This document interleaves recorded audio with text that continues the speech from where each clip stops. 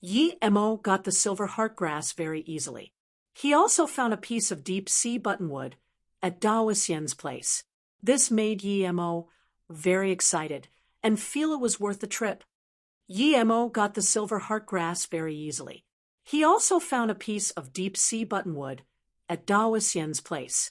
This made Yi Mo very excited and feel it was worth the trip. The deep-sea buttonwood was not only a good material for making defensive amulets, but could also be used in flying swords.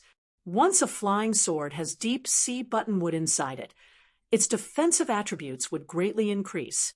After getting the things, Yi Mo didn't kill Metal Mountain. Metal Mountain only had feud with Wu Xueming. Yi Mo wouldn't bother himself with these. He had already done what Wu Xueming wanted him to do, and even eradicated Metal River in Luo Tsam. And Yi Mo knew that Metal River wouldn't be as stable as before. Perhaps Metal Mountain also knew, but that was none of Yi Mo's business. Qing Quan Wan, Half Mountain Mansion. The middle-aged man knocked the table and said, "Luo Chun, it's the 6th day today. That doctor still has no news?" Luo Chun, who stood behind, respectfully said, "Boss, I've had people guarding the region. As soon as he reached near Qing Quan Wan, we can find him. Mo Ping, if he still doesn't come by tomorrow, I will need to leave Hong Kong. It may be very hard for me to come out again. I will have to depend on you for Uncle Lee," the woman beside him said. That middle-aged man called Mo Ping had some anger flash across his eyes, which disappeared very quickly. He turned and said, "Since Chong Wei says that, then of course, do as you please. I don't dare to stop your things." But even so, that woman had seen it. She had a disregarding look at the corner of her mouth, but she didn't say anything. After Mo Ping said that, he sighed before saying, "Luo Chen, go search. If there's news of that doctor, report back immediately." Yes. Just when Luo Chen wanted to go out, a voice interrupted him and said, "No need. I have come." Mo Ping suddenly stood up and looked dazedly at Yi Mo. After a while, he finally spoke. "I'm that online doctor. Let's go see the patient." "I'm very busy," Yi Mo blandly spoke. This place really wasn't simple.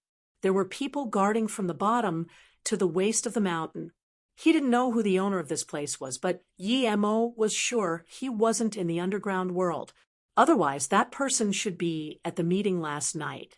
At this moment, Chong Wei also stood up in shock. She studied Yi Mo in confusion. Someone who could appear here without her noticing was definitely a master amongst masters. Yi Mo then noticed this woman called Chong Wei. She was not yet 30 and had a sunflower seed-shaped face. Her faint makeup further portrayed her excellence. The only thing Yi Mo didn't like was the lines of her eyes were too hard, making her appear less feminine. What made him surprised was that this woman was also a master. Although she was a little worse than Dao Xian, but she was definitely better than Wu Chang. "Who are you?" Chong Wei subconsciously asked. "Doctor," Yi Mo answered. Chong Wei frowned before saying again, "I'm saying who are you? How did you come in without me noticing at all?" Yi Mo scanned Chong Wei once. "Do you guys still want me to look at the patient? Otherwise, I'm leaving." He didn't answer Chong Wei's question. This woman was weird. It was none of her business who he was. At this moment, Mo Ping had reacted and quickly said, Yes, doctor, please, this way. I'm Mo Ping. I'm the person who requested you online." Then, he quickly took Yi Mo into a temple behind the mansion. Chong Wei heard Yi Mo's tone and was about to throw a tantrum, but she thought twice about it and didn't say anything. She would look for his trouble after Yi Mo treated the patient. Yi Mo had seen the man lying on the bed. His face was scrawny and emaciated. He was in his 50s and unconscious. There were also 2 nurses looking after him. Mo Ping told the 2 nurses to leave before respectfully saying to Yi Mo, "Doctor, this is my uncle Mo Kong. He had been unconscious for 2 years. He was..." Yi Mo stopped Mo Ping. "You don't need to say anything else. Go out now. I'm going to treat him." "Doctor, I also need to leave." Mo Ping asked in surprise. Of course, Yi Mo wouldn't let them know he was using cultivation. Means so, he wouldn't let Mo Ping stay inside. Seeing that Yi Mo didn't talk, Mo Ping sighed and said, Okay, I'll go out. May I ask how long you will need, and what things do I need to prepare? Yi Mo shook his head and said, Nothing, just go out. I will come out after I'm done. I'm uncertain about the time, but if someone interrupts me during my treatment, they will pay for the consequences. Chong Wei, who wanted to see how Yi Mo was going to treat the patient, was now kicked out by Yi Mo for no reason, felt more uncomfortable. She felt this doctor was too unreasonable. After the two had left, Yi Mo closed the door and checked out this temple. He felt strange. There was a good mansion, so why did he have to live in the temple? But this wasn't something he should be concerned with. After making sure there was no surveillance, he then looked at the man on the bed. Yi Mo felt this person's pulse. It was very slow, but it didn't stop. He ran his qi through the patient's body and checked. Yi Mo immediately knew this wasn't a vegetable. He was attacked by insidious, means like Zhuo Aigua's son. The only thing was that the attacker was very careful to make the man a vegetable but not take his life. Yi Mo checked the means done to the man. Somebody had forcefully prevented him from awaking, so he could only stay in an unconscious state. The perpetrator not only had great inner qi mastery, but also medical mastery. The difference was that Zhuo Huatang only had a sliver of inner qi left in his head by someone casually. The attacker didn't care if Zhuo Huatang died or not. Meanwhile, for this patient, the inner qi was used intentionally to make the patient a vegetable. The technique was much more complex. Yi Mo was sure that even the attacker wasn't sure if he could make the patient recover. If he wasn't a cultivator who had spirit sense and could use cultivation qi however he liked, then he also wouldn't be able to cure this person. Yi Mo took out a set of needles and immediately pierced into the patient's chest and head. With the use of qi, the few nerves that were blocked by medicine and inner qi were recovered by his qi half an hour later. Yi Mo took out the silver needles and sighed. He knew this person was fine. Although he was fine, Yi Mo still had a few questions to ask these people. He knew that this person would wake up at most 10 minutes later. As expected, in less than 10 minutes, the man opened his eyes. When he saw Yi Mo, he was confused and desperate, and wanted to sit up immediately. However, he sat on the bed for too long. Even after Yi Mo treated him, he couldn't get up immediately. Who are you? The man asked on the bed. Yi Mo said, You have been unconscious for 2 years. I just woke you up.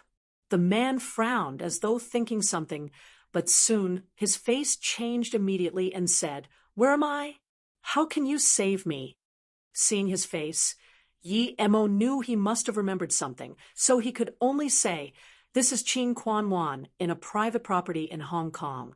I'm a doctor requested by your nephew Mo Ping to treat you. He said you have been unconscious for more than 2 years. Hong Kong? Mo Ping? So I'm out. Who sent me out? Suddenly, the man looked at Yi Mo with uncertainty and said, No way. You definitely won't be able to treat my disease. I know my disease, I know. The man's voice got lower and lower, at least revealing his melancholy and loss of hope. Yi Mo frowned and said, Once again, I'm a doctor. I treat people and get paid. I don't need you to admit I treated you. Someone will pay me later. I will just ask you one thing. Who could use inner qi and medicine so perfectly to turn you into a vegetable? Of course, if you don't want to say, then never mind. And you're right, other than me, no one else can cure your disease. The man heard Yi Mo's words and looked at Yi Mo once again with uncertainty. You know my condition is artificial? You really saved me? Isn't? The man said, and seemed to have thought of something. Yi Mo got up and was prepared to leave. Since the man didn't want to talk, he didn't want to talk too. He would get his money and leave. Wait, I'll tell you. The man suddenly stopped Yi Mo. Seeing Yi Mo stop, he continued, I was indeed harmed. Since this is Hong Kong Chin Quan Wan, then it should be fine. Is there anyone else other than Mo Ping? Yi Mo replied, another woman called Chong Wei, and someone else called Luo Chun. What? She's also here, the patient exclaimed. Yi Mo just wanted to know who did this to Mo Kong, but after hearing Mo Kang's words, he knew that Mo Kong also came from the hidden sections.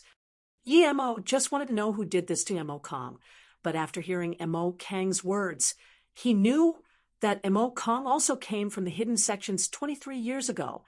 Mo Kong was already a plutocrat of Hong Kong. It was that year that he met Xiao, who came for a rites of passage in the mortal world. Xiao was a member of the hidden family Xia. They had feeling for each other, so they secretly promised their love for each other for eternity. At the end of that year, Xiao needed to go back to her family to participate in the hidden sect tournament every 3 years, and she never came back. Mo Kong immediately wanted to go find Xiao. Although Xiao told him how to enter the hidden sects, he still couldn't find her. However, Mo Kong didn't give up. He went again and again, spending countless money and effort before finally finding a way to enter the Xia family on the 16th year. But when he found the Xia family, he discovered that Xiao had married someone else tens of years ago. He was extremely angry. He couldn't go out, but even if he could, he would find Xiao and ask him why she betrayed him. When she left, she was already pregnant. Mo Kong wanted to ask where that child was. However, Mo Kong was a normal person who entered the hidden sect. He had no status in the Xia family and worked as a laborer for 4 years before finally hearing that Xia married Zhang Fengji of Hong Martial Hall. But before he found Hong Martial Hall, he was attacked. Hearing Mo Kang's words, Yi Mo sighed. This Mo Kong was an emotional person. However, that Xiao seemed a bit heartless. Then he suddenly thought of Chong Wei and asked, who is Chong Wei? Mo Kong sighed and said, Chong Wei is Xiao's younger sister and married 10 years ago. However, before she reached her husband's house, her husband died. She's a widow and rarely went back to the Xia family. However, I don't know how she came this time to send me out. Hearing Mo Kang's words, Yi Mo sneered. Although he didn't know what exactly happened, but he wouldn't believe that Xiao didn't know what happened to Mo Kong. And if Xiao didn't know, how could Xia Chengwei send Mo Kong out? Mo Kong was too emotional that he couldn't even see her. In addition, perhaps Xiao was involved in Mo Kong becoming a vegetable. Or, in other words, without Xiao, how could Mo Kong live in the Xia family for a few years, even as the lowest house slave? As for why Mo Kong must live in the temple, Yi Mo didn't ask. It was probably Chiang Wei's idea, and he didn't need to know. Do you know how to enter the hidden sects? This was what Yi Mo was most concerned with. Mo Kong shook his head and said, she just told me how to enter the Xia family. She didn't tell me about the other sections. Plus, I swore to her I wouldn't tell anyone. Although she betrayed me, I still don't want to break my oath. Yi Mo couldn't do anything, so he asked, then do you know the 3-year tournament? I heard there's one this year. Is it at Wuliang Mountain? Mo Kong looked at Yi Mo strangely and said, you actually know Wuliang Mountain? However, he shook his head and said, the tournament before was at Wuliang Mountain, but the year I got to the Xia family, I heard that the tournament was no longer at Wuliang Mountain. I heard the next tournament was 5 years later, which should be next year. The tournament is said to be held at a city in the normal world. As for where, I don't know. Yi Mo frowned and thought that Daoxian told him it was at Wuliang Mountain. Why would he trick him? He didn't need to. Seeing Yi Mo frown, Mo Kong said, it is said that Wuliang Mountain is place hidden sects are gathered the most, and there are many powerful hidden sects there. Normal people can't get in at all. Even if they do, it would be very hard for them to come out again. Yi Mo stood up. Although he didn't get much useful news, he still got some. Seeing that Yi Mo was preparing to leave, Mo Kong quickly said, I know you're someone powerful, and since you want to know about the hidden sex, it means you really want to go in. Do you know about the spirit sensing rock? Yi Mo was dazed. Of course, he knew it. It was the space abyssal rock. It was because he got it that he could make a storage ring. However, also because his power was limited, and there wasn't much space abyssal rock that his ring only could store 3 cubic meters. But if he had enough space abyssal rock and his power improved, he could refine it more and make a larger storage ring. Hearing Mo Kong talk about space abyssal rock, he was immediately interested. Seeing that Yi Mo was interested in space abyssal rock, Mo Kong revealed a smile of relief. You treated my condition, so I don't feel it's enough no matter how much money I give you. You know this stone is the best, and I know where it can be found. Yi Mo nodded and said, Indeed. This stone is very useful to me. Please tell me. Mo Kong, however, shook his head and said, I don't know the exact location, but I know a map of where these things are. And I heard it's in the Wuliang Mountain. That year when I was at the Xia family, I often secretly learned some techniques to defend myself since I was living at the bottom. Once in a spacious training ground, I saw 2 young people. I still remember their conversation. That younger one told the older one that he found a place with lots of spirit sensing stones and said that there were a lot of precious herbs. However, he said that he couldn't go in alone and needed to cooperate with him. He even took out a map. That older one immediately showed a joyful expression and agreed to the younger youth's proposition. Just when the 2 were prepared to leave, the older one suddenly took out a dagger and stabbed into the younger one's waist. The younger one didn't expect he would be assassinated by his pal, and before he died, he pulled out a sword and stabbed the older one. After both of them died, I snuck away the map. I've memorized the map. I will draw it for you, and there won't be a mistake. Mo Kong then signaled Yi Mo to get pen and paper. Yi Mo could tell from Mo Kang's expression that he didn't lie, so he casually took out a pen and paper in front of Mo Kong. Where did you get this from? There isn't any folding marks at all? Mo Kong looked at the paper in his hand and asked. Yi Mo smiled and didn't talk. Mo Kong immediately understood that he had his secrets, and so did other people. As such, he didn't talk anymore and carefully drew out what he remembered. Yi Mo looked at the map. It was in the middle of a cliff and did seem very hard to reach. However, if there were space abyssal rocks at that place, Yi Mo would be able to find it with his spirit sense. He carefully packed the map away and said, Thank you very much. Goodbye. Yi Mo waved his hand. Brother Mo, although I cured your condition, but if what you say is true, then what I've earned big. I don't need you to walk me out, but I still need to remind you. That Chang Wei is Xiaorou's sister, right? I suggest you pretend you're unconscious until she leaves. Goodbye. Mo Kong was dazed at Yi Mo's back as he left, while thinking what Yi Mo's words meant. Why did he tell him to hide from Chiang Wei? Was this thing related to Chiang Wei? Mo Kong found sudden enlightenment. Chiang Wei was a woman from the hidden sex high above him.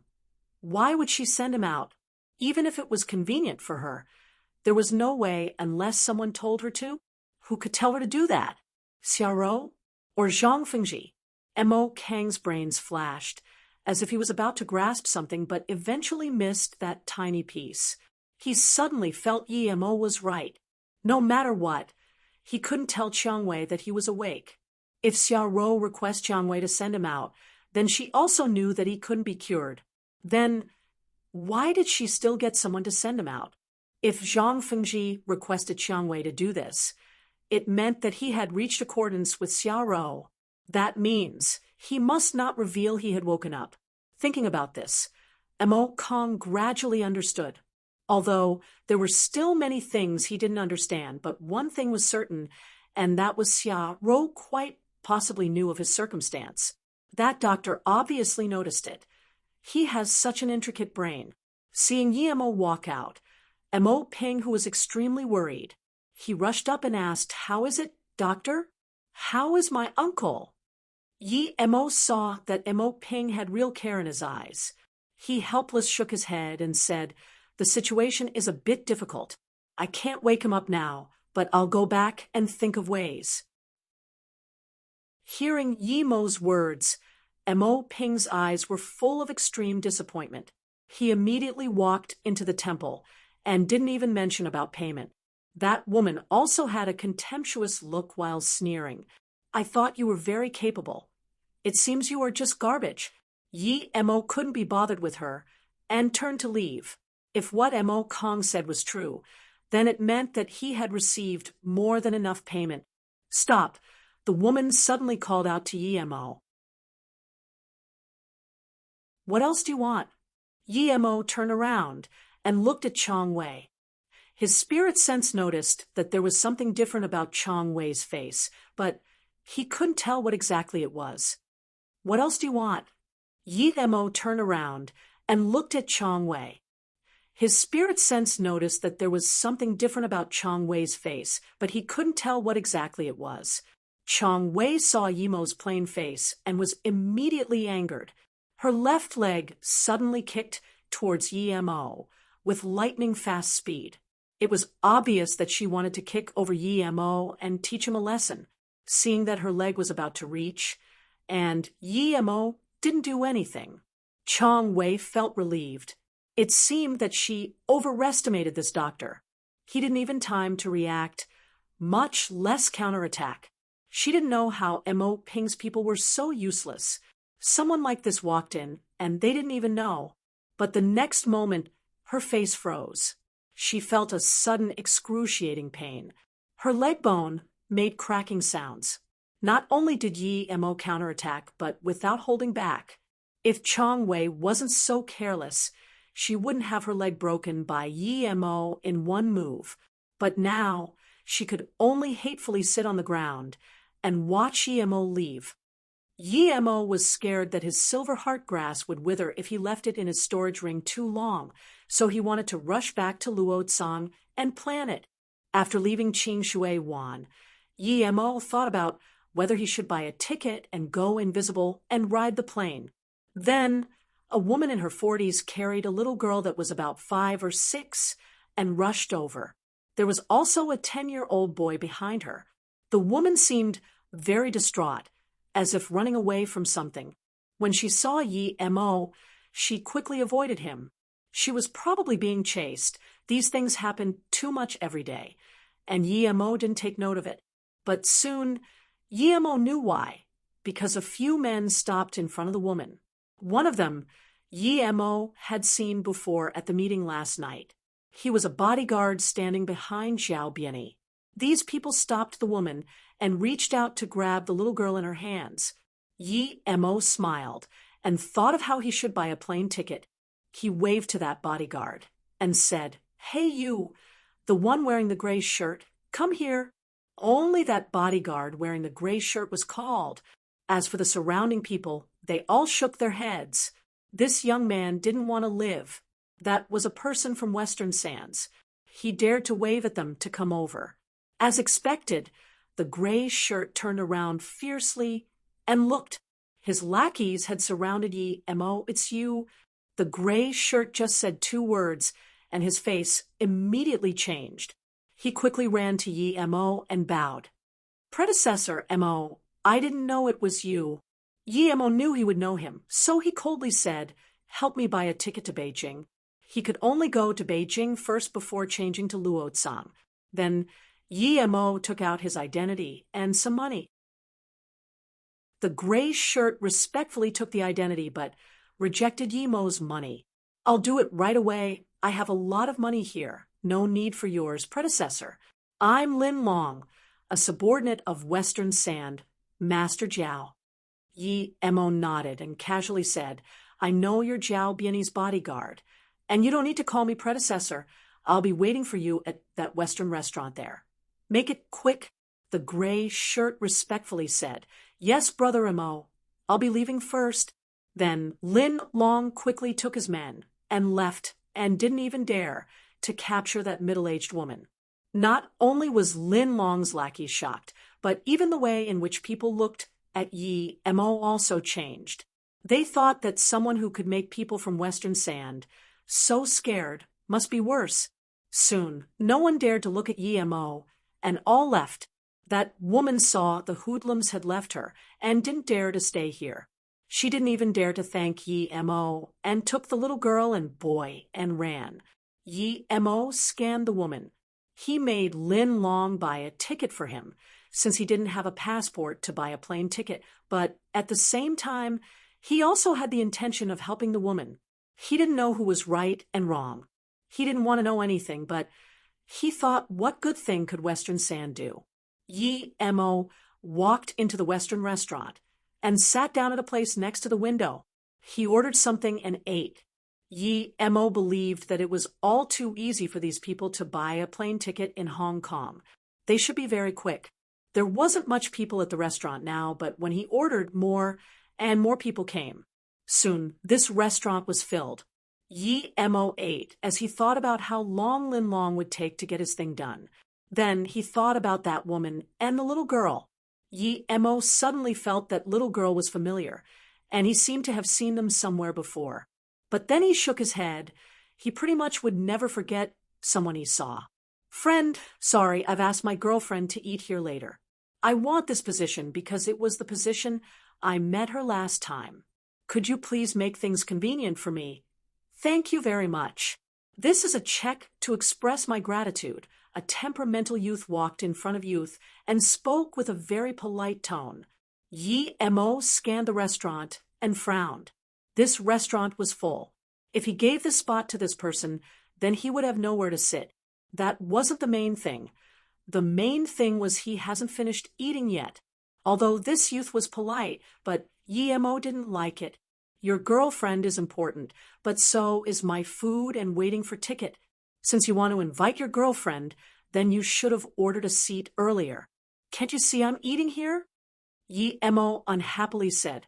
This youth's tone grew more polite. Sorry, I didn't know I could invite her today. How about I'll give you some more? This meal is on me. It's no big deal giving it to you, but you need to wait after I finish. I should be done in about an hour. Yi Mo estimated that to be the time for Lin Long to buy him the ticket. Hearing Yi Mo's words, the youth's face grew bitter. Normally, most people would give over the seat after he said that. Some polite people would even wish him good luck, but the person in front of him was too obstinate. Seeing the youth's desperate face, Yi Mo sighed and prepared to stand up and give him the seat. He was almost done anyways. It didn't matter if he stood outside waiting for Lin Long.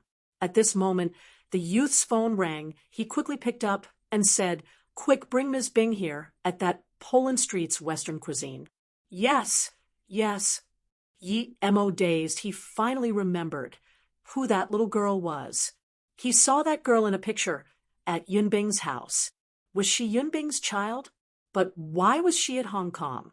He had never heard about Yun Bing talk about her past, and never asked her about it. He didn't expect to see her daughter in Hong Kong. Now that he thought about it, she did seem quite similar to Yun Bing. "Friend, move over please. My friend is almost here. How much money do you want? Name your price." This youth finally lost his patience. Yi Mo's thought was interrupted once again, and was very annoyed. He was prepared to give the seat over, but he was interrupted twice, so he told the waiter, "Give me another steak." The youth was finally triggered. He was being polite, but didn't expect Yi Mo to be so rude. "I'll say it once again, it's not too late if you move aside now. I don't want to make things ugly." This youth no longer had that polite tone and threatened him. Yi Mo was scared of threats the least. The Song family threatened him, and he killed 3 of their direct lineage. Nanqing threatened him, and Qian Longto's body is now cold. Now he met another person who threatened him. Piss off. Yi Mo was finally angry. This guy meant that it would be wrong of him if he didn't give over the seat. Great, you have balls. I want to see how long that can last." The youth picked up the phone. It seemed he was going to call people over. "Where do I sit? Before Yi Mo spoke, a swan-like voice sounded. The girl who came was in her 20s, and her brows were lightly adorned. Her long lashes were like two small brushes, and her skin was very white. However, what caught Yi Mo's attention the most was her voice. It was a bit like Tan Fei's, crisp and very pleasant. "Miss Bing, you're here. We'll sit here. I'll make this person give over the seat for us. This is the place we met for the first time." The youth, who was just about to rage at Yi Mo, immediately smiled. Seeing that the seat wasn't ready, Miss Bing girl casually said, "Then we'll find another seat. I still have things later." Hearing this, the youth was worried and walked in front of Yi Mo and was about to warn him once again. He didn't want to show his ugly side in front of Miss Bing. But before this youth spoke, a middle-aged man rushed in the door, followed by two people. The man rushed in front of Yi Mo and quickly took out a plane ticket and said, "Predecessor Mo, I've brought the plane ticket here. Do you have any other requests?" But before this youth spoke, a middle-aged man rushed in the door, followed by two people. The man rushed in front of Yi Mo and quickly took out a plane ticket and said, "Predecessor Mo, I've brought the plane ticket here. Do you have any other requests?" Yi Mo raised his head. He didn't expect the person to be Zhao Biani. This Western Sand big boss came personally just to give him a plane ticket. Yi Mo took the plane ticket and his document before saying, "Thank you, Mr. Jia. Just don't call me predecessor from now on." "Yes, brother Mo, of course." Zhao Biani knew how strong Yi Mo was and didn't dare to say no to him. It was a heavenly fortune to be able to help Yi Mo. Gu Yi already felt that Zhao Biani seemed like the big boss of Western Sand. Now that he heard Mr. Zhao and looked at the two people behind him, one of which was Lin Long, he immediately knew that the person who came was really the big boss of Western Sand, Zhao Biani. Gu Yi was immediately scared pale, although he had some power, but it was nothing compared to Zhao Biani. He didn't think the big boss of Western Sand would be so respectful to Yi Mo and call him brother. Who was this young man sitting here and eating? Thinking about how he was threatening him before, no wonder he told him to piss off. Gu Yi's back was already sweating. Gu Yi quickly bowed in apology and stepped back. Although Yi Mo had detested Gu Yi a lot, he didn't want to be bothered with him. Although Zhao Biani noticed something, but since Yi Mo didn't say anything, he couldn't really do much. "Sit, I have things to ask you," Yi Mo said to Zhao Biani. "Yes, brother Mo." Zhao Biani was happy. It seemed Yi Mo had some good impression of him. That girl didn't know who Zhao Biani was. She saw a middle-aged man call Yi Mo brother and couldn't help to laugh. This scared Gu Yi that he immediately pulled her, trying to get her away. However, this girl suddenly yelled at Gu Yi, "Gu Yi, keep your hands off, don't pull me." Hearing the girl's reproach, he carefully looked at Yi Mo and didn't even dare to breathe loud. Then he actually turned and ran away. No matter how dumb the girl was, she knew that Yi Mo was no ordinary person. She saw that even a young master like Gu Yi was so scared of Yi Mo. He was prepared to tell Yi Mo to move before, but now he didn't even care about her and just left. If it wasn't for the power of Gu Yi's family and his decent character, the girl wouldn't come to the date. However, she didn't expect that the person who invited her would ran away before they even ate. Funny how she was still thinking of an excuse to leave later.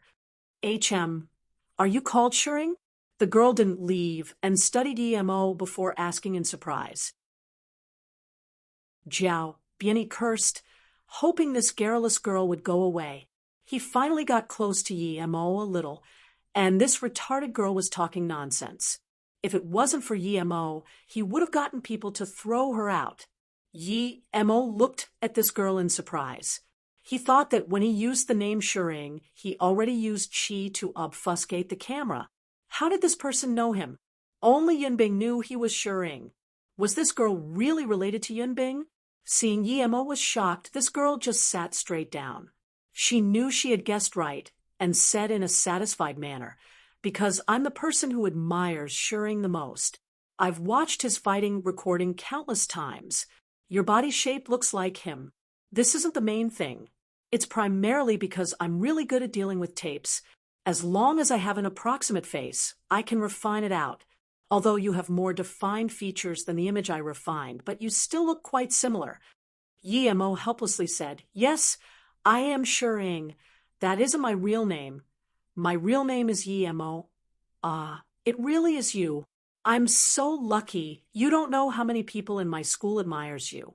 I didn't think I would meet you today. I'm Wu Bing. Let's shake hands. Then, Wu Bing already extended her hand. She seemed to act as though she was close with him. Yi Mo could only shake hands with her. Jiao Bianyi almost looked at Wu Bing in jealousy. It was good being a girl, so easy to shake hands. He couldn't do the same as she did. Thinking about this, he felt depressed. He came specially just for Yi Mo, but was interrupted by this girl who still hasn't stopped. Wu Bing's hand felt boneless. Yi Mo thought of Luo Susu. When he hugged her before, he didn't notice it at the time due to the danger, but now he remembered that Luo Susu's waist also felt boneless and was very comfortable. Seeing that Yi Mo not letting her hands go, Wu Bing blushed and quickly pulled out her hands. Yi Mo also noticed his impoliteness and awkwardly smiled. However, Jiao Bianyi understood it as Yi Mo having a liking into younger girls. Since he now knew Yi Mo had this fetish, he would make sure Yi Mo was happy next time. Of course, Yi Mo didn't know what the two were thinking. His face recovered and turned to Wu Bing and said, Wu Bing, I have some things to discuss with Mr. Jiao. You may do as you wish. Seeing that Yi Mo implied she should leave, although she still wanted to talk with Yi Mo for a while, but she looked at Pengyang and Lin Long behind her and seemed to realize she shouldn't stay here.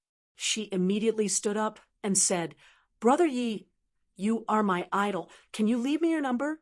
After saying this, she saw Yi Mo didn't reply, so she awkwardly said, Brother Yi, don't worry. I won't call you on a whim. I just want to keep a number to fulfill my idle dream. Seeing Wu Bing act so awkward, Yi Mo thought that even if she called him, she wouldn't reach him. He kept his phone inside his ring, so signal wouldn't even be able to travel inside. It didn't matter if she gave her his number. Yi Mo took out his phone and said, Tell me your number. I'll call you. However, he was surprised holding the phone. The phone Han Zaixin gave him was too good. It has been so many days, and there still was battery. Lovely. Wu Bing immediately told Yi Mo her number, and Yi Mo called. After Wu Bing was satisfied, Jiao Bianyi then carefully asked, Brother Mo, what orders do you have? As long as it's something I can do, I will try my best. Yi Mo nodded and said, Not long ago, I saw Lin Long chase after a woman and seemed to want to keep the girls. What's that about? Hearing Yi Mo's words, Jiao Bianyi's face immediately changed. He thought Yi Mo wanted to praise him, but didn't expect it to be this. If that woman and girl was related to Yi Mo, he would be dead. What's that about? Jiao Bianyi immediately looked at Lin Long seriously and asked, seeing that Yi Mo still hadn't forgotten about this. Lin Long immediately started to sweat. He walked shakily in front and said, Master Jiao, brother, it's because old Song wanted him as his daughter, so. Be clear, Jiao Bianyi couldn't care about other things. It would be too late if Yi Mo asked. Yes, that girl was illegally brought to Hong Kong by an illegal immigrant, but because that person was out of money, he wanted to sell the girl. He met our people, but before the price was set, he accidentally let that girl run. That was originally the end to that, but because the girl looked adorable. So Lao Tsang wanted to take her in as a daughter. We didn't expect that girl to be taken away by a human trafficking woman. When we were chasing, we met brother. Lin Long didn't dare to hide and told the truth. Yi Mo was 90% sure that girl was the girl he saw on the photo on Yun Bing's wall. He immediately said, You guys go and bring the girl here immediately. I know her. Lin Long's heart sank, thinking it was over. but he nodded and turned to leave. Brother Mo, this thing is because my people are ignorant. We didn't know. Jiao Biani didn't think this sort of thing would happen. He also felt depressed. He finally had some connection to Yi Mo and didn't expect to anger him with another. Yi Mo, however, waved his hand and said, "You are not to be blamed for this. Just bring the girl here." Seeing Jiao Biani's worry, Yi Mo asked, "Do you have power in mainland?" Jiao Biani quickly shook his head. "No, power is mainly focused in the hands of Metal River and Nanqing on the mainland. Our western sand is mainly situated in Hong Kong, but I heard Nanqing has been having inner turmoil. Many Nanqing power at the borders are being corroded by other powers. Nanqing is still in inner turmoil." Yi Mo felt strange. After he killed Qianlong too, he just left. Lang Ji should have been able to control Nanqing. Otherwise, how could he send people to Beijing to discuss with the Yi family? Jiao Biani looked at Yi Mo's expression and knew Yi Mo didn't know about this, so he quickly said, after Qianlong too was dead, Lang Ji controlled Nanqing in a very short time, but this balance was broken in a week. It is said that many old members of Nanqing didn't follow Lang Ji and ganged up on him. In the battle, Lang Ji was said to be heavily injured, and now Nanqing is falling apart, but there is still no result. Yi Mo finally knew that these series of things happened in Nanqing. He couldn't help but to feel regretful. If Lang Ji controlled Nanqing, then perhaps he could use Nanqing to do things for him. But this Lang Ji was too useless and couldn't even do that. Chapter 175. Meeting Yunbing again. Chapter 175. Meeting Yunbing again. He must say that Lin Long did things fast and found that girl again in less than an hour. Yi Mo took a good look at the girl and was sure it was the girl he saw last time at Yunbing's house. She did look very cute. The girl seemed to know she was in a bad situation and was scared. She wouldn't talk no matter what. Yi Mo sighed. Such a smart girl. She actually knew she was at a disadvantage. "What's your name?" Yi Mo asked. The girl bit her lips and didn't talk. Yi Mo could only say, "I know your mom. Do you want me to take you to your mom?" "You're lying." This time, the girl's reply was quick and crisp. Yi Mo smiled and said, "I didn't lie to you. Your mother is called Yunbing. She saved me once and is my teacher. If you trust me, I can take you to your mother." "You really know my mother?"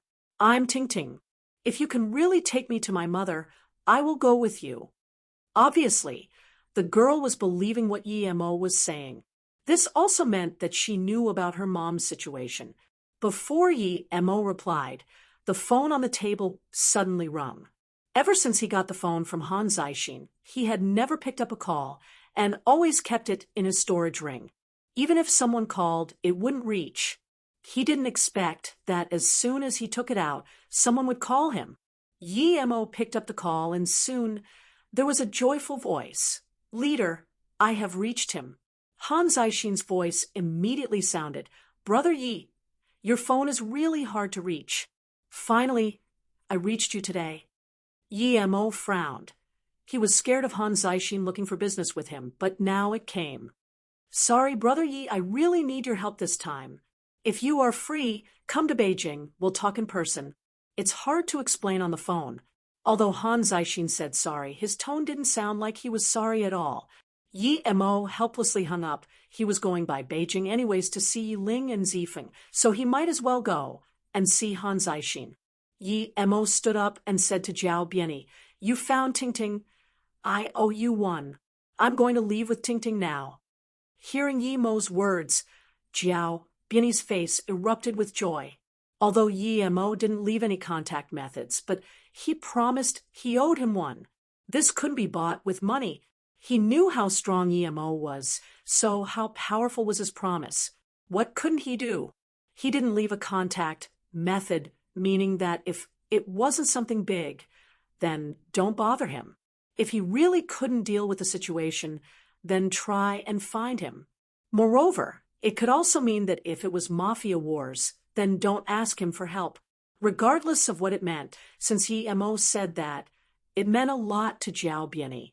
He didn't even need Yi-mo to do anything. As long as he put the word out, then his Western Sand status would rise straight up. Yi-mo came back to Beijing and called Yiling only to know that Yi Zifan went to America with the investigation squad. Yiling also found an excuse to go, but she couldn't reach Yi-mo before she left. Although Yiling didn't say what sort of investigation squad it was, but Yi-mo knew something about it. It seemed that Yi Beirong wanted to cultivate Yi Zifeng heavily. This investigation squad must be related to government. Perhaps once Yi Zifeng came back, he only needed to write an article and would soon receive a decent position. Yi-mo wouldn't mind about these things, but since Yi Zifeng liked it, he would let him be. Everyone had their own path. Brother Mo, my family before was living at Liyang District. Coming to Beijing, Tingting was soon excited. After leaving the airport, she could point out to a lot of things. Do you want me to send you back? Hearing this, Yi-mo casually asked Tingting. Tingting raised her lips and said, I don't want to go back. They don't even let me go out to play. At most, I can go to kindergarten or go on the plane to America. They would never let me see my mom. I hate this place. The friends at kindergarten all have mothers, but I don't. And my stepmom isn't nice to me at all. Okay, in that case, I'll take you to your mom. Yi-mo laughed to himself. A little girl 6 years old really knew a lot.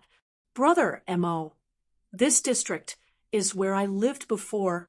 Tingting pointed to a luxurious mansion and said, the driver heard this was where Tingting used to live, and immediately had a look of admiration and carefulness because he knew that those who lived here weren't simple. Normal people couldn't come in here at all. Yi-mo subconsciously scanned out his spirit sense inside. His spirit sense had reached 100 meters. Yi-mo's face immediately changed. He actually saw Yunbing. She was sitting in one of the mansions. Her face was pale and hair messy.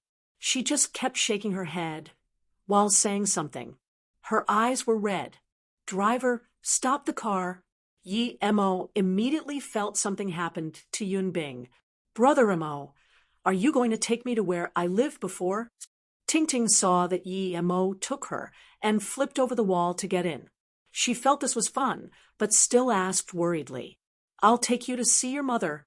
Yi-mo walked faster and quickly entered this mansion. Yunbing's voice also sounded, I didn't take Tingting away. Give me back Tingting. Give her back to me. Her tone was screeching. Give her to you. Who knows where you got Tingting to? A young woman came up to Yunbing and slapped her in the face. Yunbing seemed to be dumbed. Seeing this palm come, she didn't even react. Yi-mo suddenly appeared before Yunbing and grabbed this hand. He twisted the hand, and this woman was flung out away onto a distant corner. Yi-mo didn't use much force and just threw the woman away. Yi-mo, is that you? Yunbing hadn't seen Tingting, who was let go by Yi-mo. She just saw Yi-mo and couldn't control her emotions. She fell into Yi-mo's arms and started crying. Yi-mo looked awkwardly at Yunbing in his arms. Yunbing's soft body and mature smell reached into his arms. Okay, you slut keeping other men. No wonder Tingting. The woman had woken up and saw Yunbing in Yi-mo's arms and immediately screamed. But she just said half and saw Tingting standing at the side. She immediately stopped. Yunbing also reacted. She remembered where this place was. This was the place she feared the most. She actually did that to Yi-mo. If she wasn't terrified to a certain degree, she really wouldn't do that. Plus, she had been thinking about Yi-mo a lot, and Yi-mo suddenly appeared in front of her. That's why she did that. The O family only needed a word, and she was moved from Ninghai to Beijing by her own family. When her family brought her here, they left immediately, not caring about her life or death. Seeing Yunbing get up, Yi-mo finally felt relieved and said to Yunbing, Miss Yun, this is your daughter Tingting. After I found her, I was prepared to take her back to Ninghai, but I saw you here, so I came. Yun Bing had forgotten to ask how Yi Mo saw she was here and just stared straight at Ting Ting. After a while, tears started to cover her face. Ting Ting, is that you? Mummy really miss you. Mummy, Ting Ting also recognized that this messy-haired person was her mom and rushed into her arms. The two hugged and cried. Ever since Ting Ting was born, she'd barely spent time with Ting Ting, but the connected spirit between the mother and daughter couldn't be separated. Who are you? How dare you come into our family? At this moment, a middle-aged man walked out. Yi Mo sneered but didn't talk. He turned to Yun Bing and said, Mrs. Yun, since Ting Ting is fine, we'll take her and leave. After crying for a while, Yun Bing had came to her sense. She just realized what her situation was, and terror showed in her eyes once again. Leave? Do you think you can come and leave our old family? This middle-aged man sneered again. As soon as he spoke, another youth with swollen eyes and an old man in his 50s came. The old man had a man in his 30s behind him. Yi Mo could tell that that man was not bad. The swollen eyes youth looked at Yi Mo before saying, Yun Bing, since my brother doesn't want you, marry me. As long as you marry me, I will help you with everything. Bastard, that old man swore. The youth didn't care and said, didn't Big Brother already go to America? And I really like Yun Bing. The old man ignored the youth and looked at Yun Bing and Ting Ting before saying, Ting Ting, tell me, did this bad woman trick you away? You are the bad person. She's my mummy. Ting Ting immediately grabbed Yun Bing's hand. The old man ignored Ting Ting and turned to look at Yi Mo. Although our family isn't a big family in Beijing, but it isn't a place where someone can come and go as they please. Phone and call Tanyi and see if we should send him straight to police or teach him a lesson first. Yes, the man behind the old man immediately took out a phone. Yi Mo sneered. Yi Mo, can go wherever I want. There's no one who can stop me. Even if your family is one of the 5 big families, Yi Mo, can come and go as I please, much less when you're not. What can you do?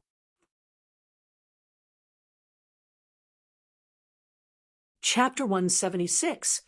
The Nightmare in Yun Bing's Eyes. Chapter 176. The Nightmare in Yun Bing's Eyes. You're saying you are Yi Mo? The Yi Mo of Beijing Yi family? That Yi Mo who made Yi Beirong send away his 2 sons?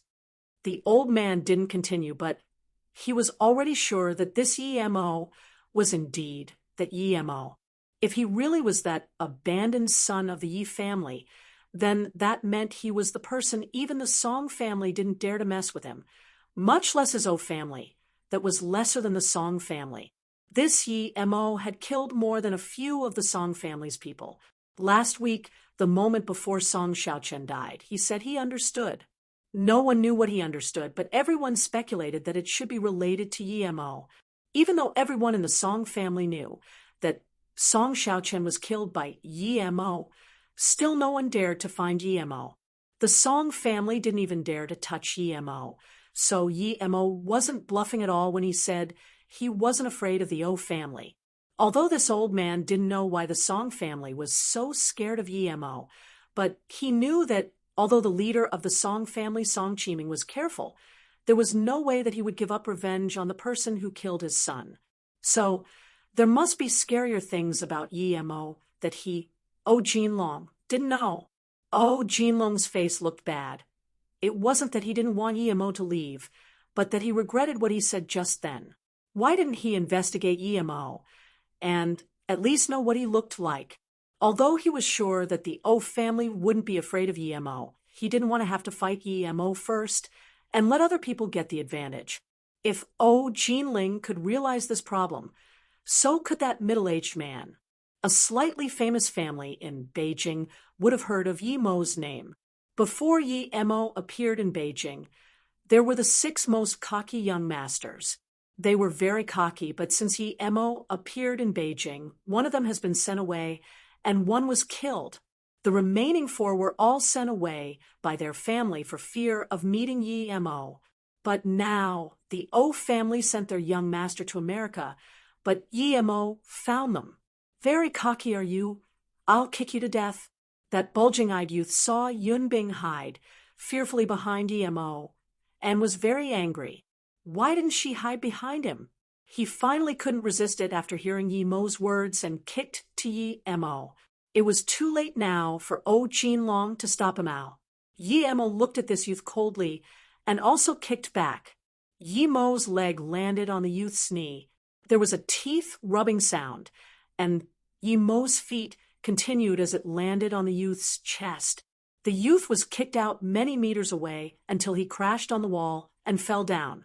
Blood spewed out of his mouth, and one leg was obviously broken by Yi Mo. O Jinling had an anticipation of Yi Mo's cockiness, but didn't expect it to be of this degree. Kicking his grandson like that in front of him, if Yi Mo used a little more force, someone would have died. Yun Bing was scared witless. Yi Mo actually kicked the direct grandson of O Jinling half dead, and even broke his kneecaps.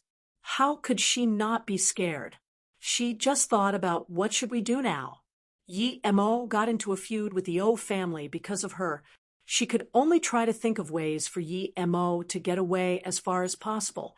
However, what made Yun Bing more confused was that O Jinlong actually didn't go on a tantrum. He just said "you" in extreme fury and stopped. Yi Mo sneered. What about me? Very cocky? You're right, I'm cocky to you. I'm going now. Is there someone going to stop me? O Jinlong's face was green with anger. Although his O family wasn't one of the 5 big families of Beijing, but their power was no less than that of the 5 great families. Normally, even the 5 great families tried to avoid conflict with the O family. Thus, there was 6 young masters of Beijing, not 5. How could O Jinling do nothing when a young man smashed into his door and acted so cocky in front of him? Even when he's retired, he still couldn't let it go. Okay. O Jinlong was so angry he was stuttering. He couldn't understand why the Song family people could endure after Yi Mo killed their people. Yi Mo didn't kill his people, but he could no longer endure it. If the Song family could even endure that, it seemed that they were really on the downfall. Yi Mo sneered and looked at O Jinlong. You're welcome to find your revenge, but don't blame me if you don't return. I hate people who threaten me. I'll give you a chance to exact revenge now. And, old thing, I'm warning you, if you dare to touch one of Yun Bing's hair next time, I will annihilate the O family. I'll be waiting for you to come for me. Then Yi Mo took Yun Bing and Ting Ting and just left. He couldn't even be bothered to look at O Jinlong, who was shaking with fury. O Jinling breathed heavily and almost fainted. After a while, he finally recovered with people patting his back. The first thing he said when he woke up was, "No matter the cost, we will send this punk to hell. If he thinks we're like the 5 great families, then he's blind." After the 3 had left that little district very far, Yun Bing finally woke up to reality and said, "Yi Mo, hurry up and run as far as possible. Quick, when the O family is ready, you won't be able to leave." Yi Mo smiled faintly. "Don't worry, Mrs. Yun. I'm fine. I have feud with even the Song family, but I'm still walking fine on the streets, much less the O family." At this moment, Yi Mo had greater realization of the importance of strength. If he hadn't reached stage 3 Qi gathering, then perhaps his bones would have been chewed away by the Song family. Even if the Song family didn't, Nanqing would have devoured him. You don't know how fierce the O family is. I beg you, please go. Yun Bing saw Yi Mo was untouched and immediately began to worry. "Mummy, why do you want Big Brother Mo to leave? Isn't it good for him to stay with us?" Ting Ting saw that her mum wanted Yi Mo to leave and couldn't help but to ask. Yun Bing carried up Ting Ting and said, "Ting Ting, why are you calling him Big Brother? You need to call him Uncle, okay?" Ting Ting raised her lips and said, "At Hong Kong, I saw many older people call him brother, M.O. So, of course, I will call him M.O., big brother." "What? Ting Ting, you went to Hong Kong? How did you go there?" Yun Bing finally thought of asking how Ting Ting went to Hong Kong and forgot about Yi Mo's situation. Yi Mo recounted what happened in Hong Kong. "You know, Ting Ting?" Yun Bing asked Yi Mo with curiosity. Yi Mo said, "I saw her that day in your room." Yun Bing immediately remembered that Yi Mo stayed in her house for a few days. She seemed to have thought of something and blushed. Yun Bing's face was pale due to what happened before, and now it was very obvious when it suddenly changed red. "Mom, why is your face red?" Ting Ting immediately noticed and asked. Yun Bing awkwardly said, "Ting Ting, let's go. Mummy will buy you some snacks." Yun Bing moved Ting Ting's attention to snacks in one sentence, and she unexpectedly didn't request Yi Mo to leave. Ting Ting wanted to go eat KFC, so the three could only go eat some junk food. But Ting Ting was very happy. "Are you going back to Ninghai today?" Yun Bing suddenly asked Yi Mo. Although she wanted to be with Yi Mo, she didn't have any reason. Now that Ting Ting was by her side, she felt very happy. Even if she was killed due to the O family's revenge, she didn't feel it was that bad. Of course, Yi Mo didn't know what Yun Bing was thinking, but it was nighttime, and he didn't know how long it would take to get back to Ninghai, so he said, "Not going back. Then we'll go live at a hotel?" Yun Bing immediately asked and felt anticipation. Yi Mo shook his head. "I have a place to live in Beijing. It's where my sister Yi Ling and brother Yi Zifeng live at. But they never go there, so we'll go there today. What do you think, Mrs. Yun?" Hearing Yi Mo's words, Yun Bing actually felt better and immediately said, "Okay, it would be best not going to hotel. I didn't expect you to have somewhere to live in Beijing, but can you stop calling me Mrs. Yun from now on? Just call me Yun Bing or Sister Bing." "No problem, Sister Bing." Yi Mo was very grateful to Yun Bing risking her life to save him, and he never had the chance to repay her. Now that he could help her, he was very happy. Suddenly, Yun Bing seemed to have thought of something and looked at Yi Mo and said, "Your sister and brother? Are you the Yi families?" "Oh, sorry, I only heard about this from other people." Yi Mo smiled and said, "Don't worry, it's the truth, but my sister Yi Ling is very nice to me. So although I'm not of the Yi family in Beijing, Yi Ling is still my sister, and Yi Zifeng is still my brother."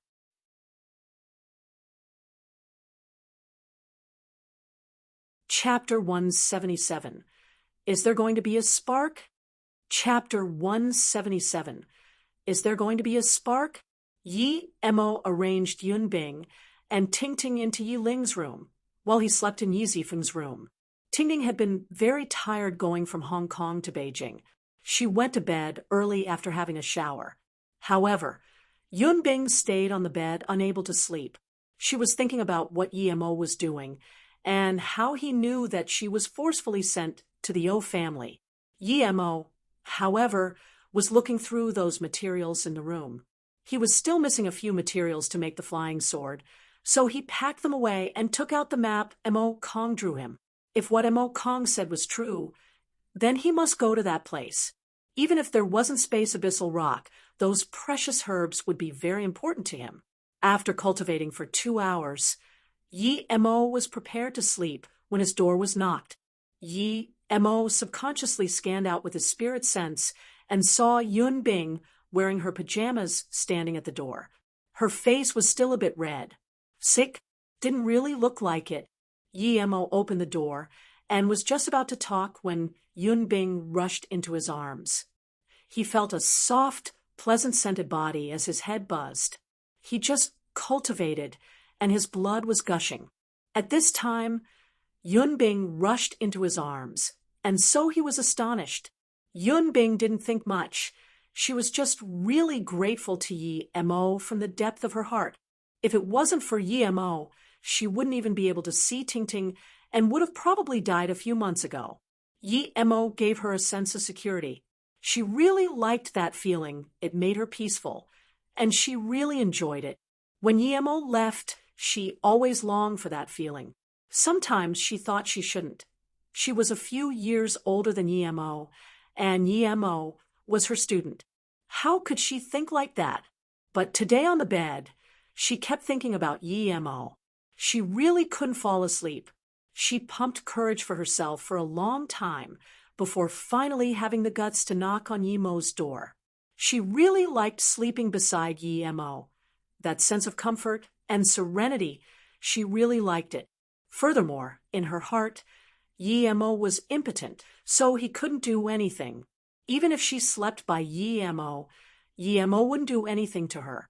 When Yemo treated Ning Qingxue and saw her busty white chest, he was also a bit itchy at heart. He hugged Luo Susu, and Lu Susu even kissed him when he was unconscious.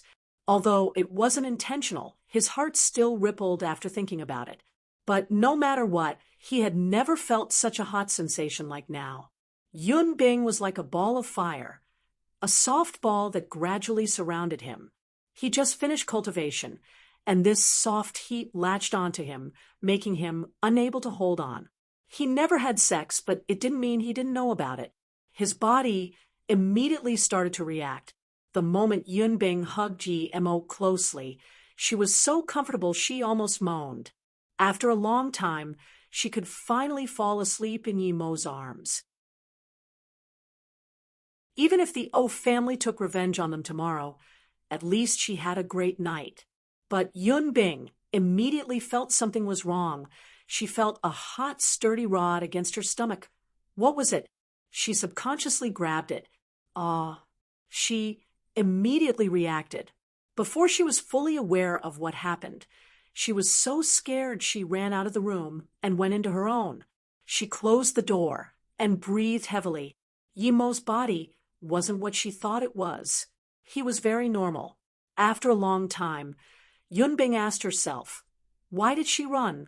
She went over there, meaning that she wouldn't mind it.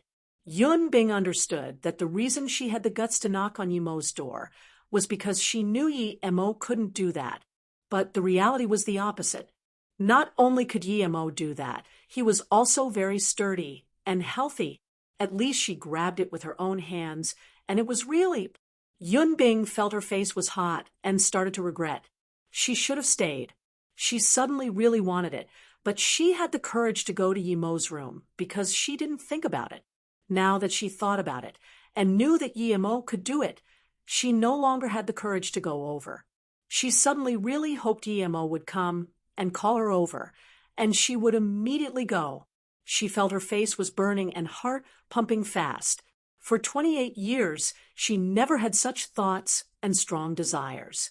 After a long time, Yemo didn't call her, and her heart gradually cooled. She suddenly felt ashamed for having such thought.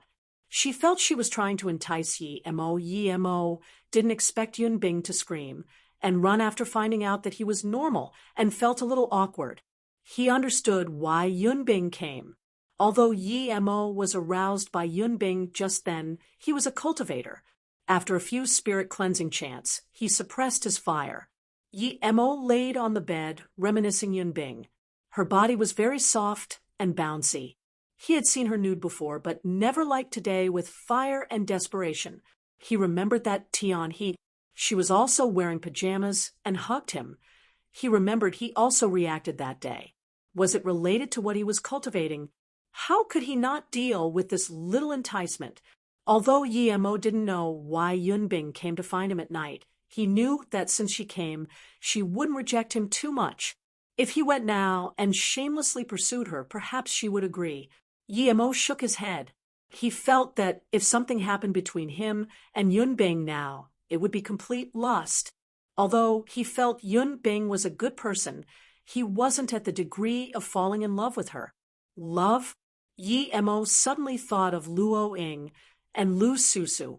The two seemed to move about in front of his eyes, and they overlapped each other. This feeling was very strange. He even wanted to grab Luo Susu's hand and ask if she was Luo Ying, but Luo Susu was in her 20s and she didn't seem to be in the same situation as him. How could she be Luo Ying? In the morning, Yi Mo found that Yun Bing had already made breakfast. Yun Bing was still a bit embarrassed to look at Yi Mo. She didn't even dare to meet eyes with Yi Mo. However, Yi Mo didn't care. He ate breakfast and played with Ting Ting for a while before saying, "Sister Bing, I'm going out to do something and going back to Luo Tsang in the afternoon. Are you still going back to Ninghai? You live at Luo Tsang now." Yun Bing suddenly remembered she hadn't asked where Yi Mo lived at now. Although she knew that the O family probably feared Yi Mo a little, but Yi Mo lived at Luo Tsang, and she lived at Ninghai. The O family couldn't deal with Yi Mo, but they could do something to her and Ting Ting. "I'm living at Luo Tsang now."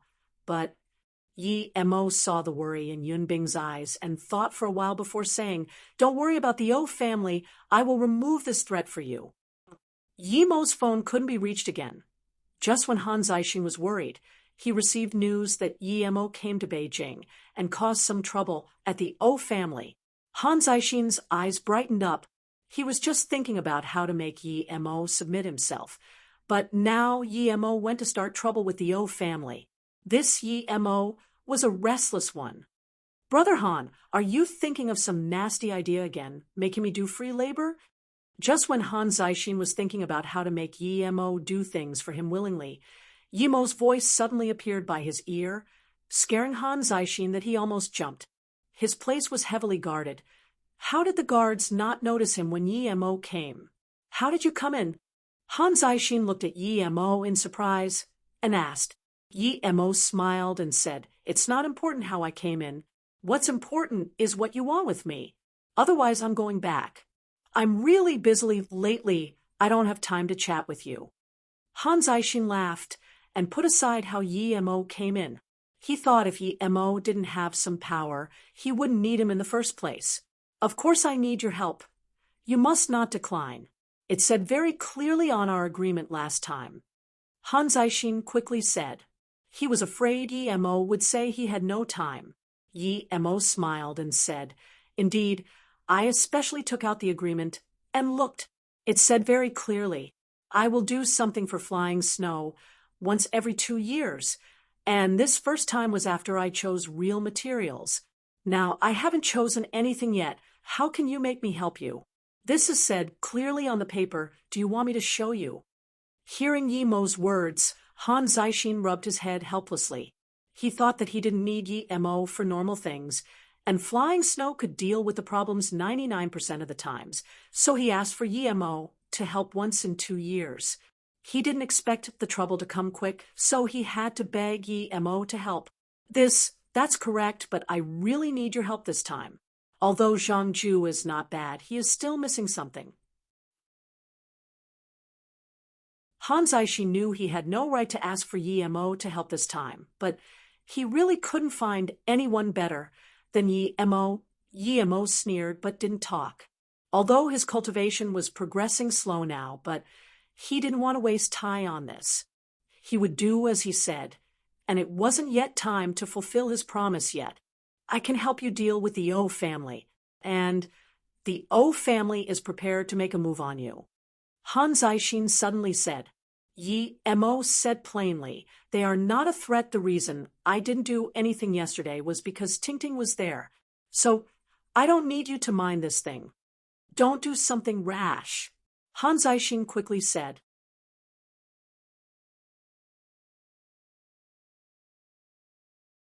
Chapter 178. Oh, Family's Dependence. Chapter 178. Oh, Family's Dependence. Yi Mo knocked the table before slowly saying, "Perhaps I won't just be doing that." Then he stood up. He was now stage 3 Qi gathering. If the O family dared to make a move, then he was prepared to exterminate them, and then go exterminate the Song family before finding the hidden sections. Although he knew he probably won't get far with his current power in the hidden sects, he believed he could at least stay alive. "Wait, what's your condition? I'll see if I can do it." Seeing that Yi Mo was going to leave, Han Zixin finally couldn't sit down anymore. He believed that if Yi Mo were to go, it would be much harder to find him again. Yi Mo smiled, thinking he fell for it. He turned around and looked at Han Zixin. The girl behind you last time was your granddaughter. Han Zaixin thought, does he have an interest in her? He felt joyful but pretended to be angry and said, don't think about my granddaughter. She's not ordinary. Normal people can't even begin to think about her. Although you are not bad, but I think, Sai, it's still a bit hard.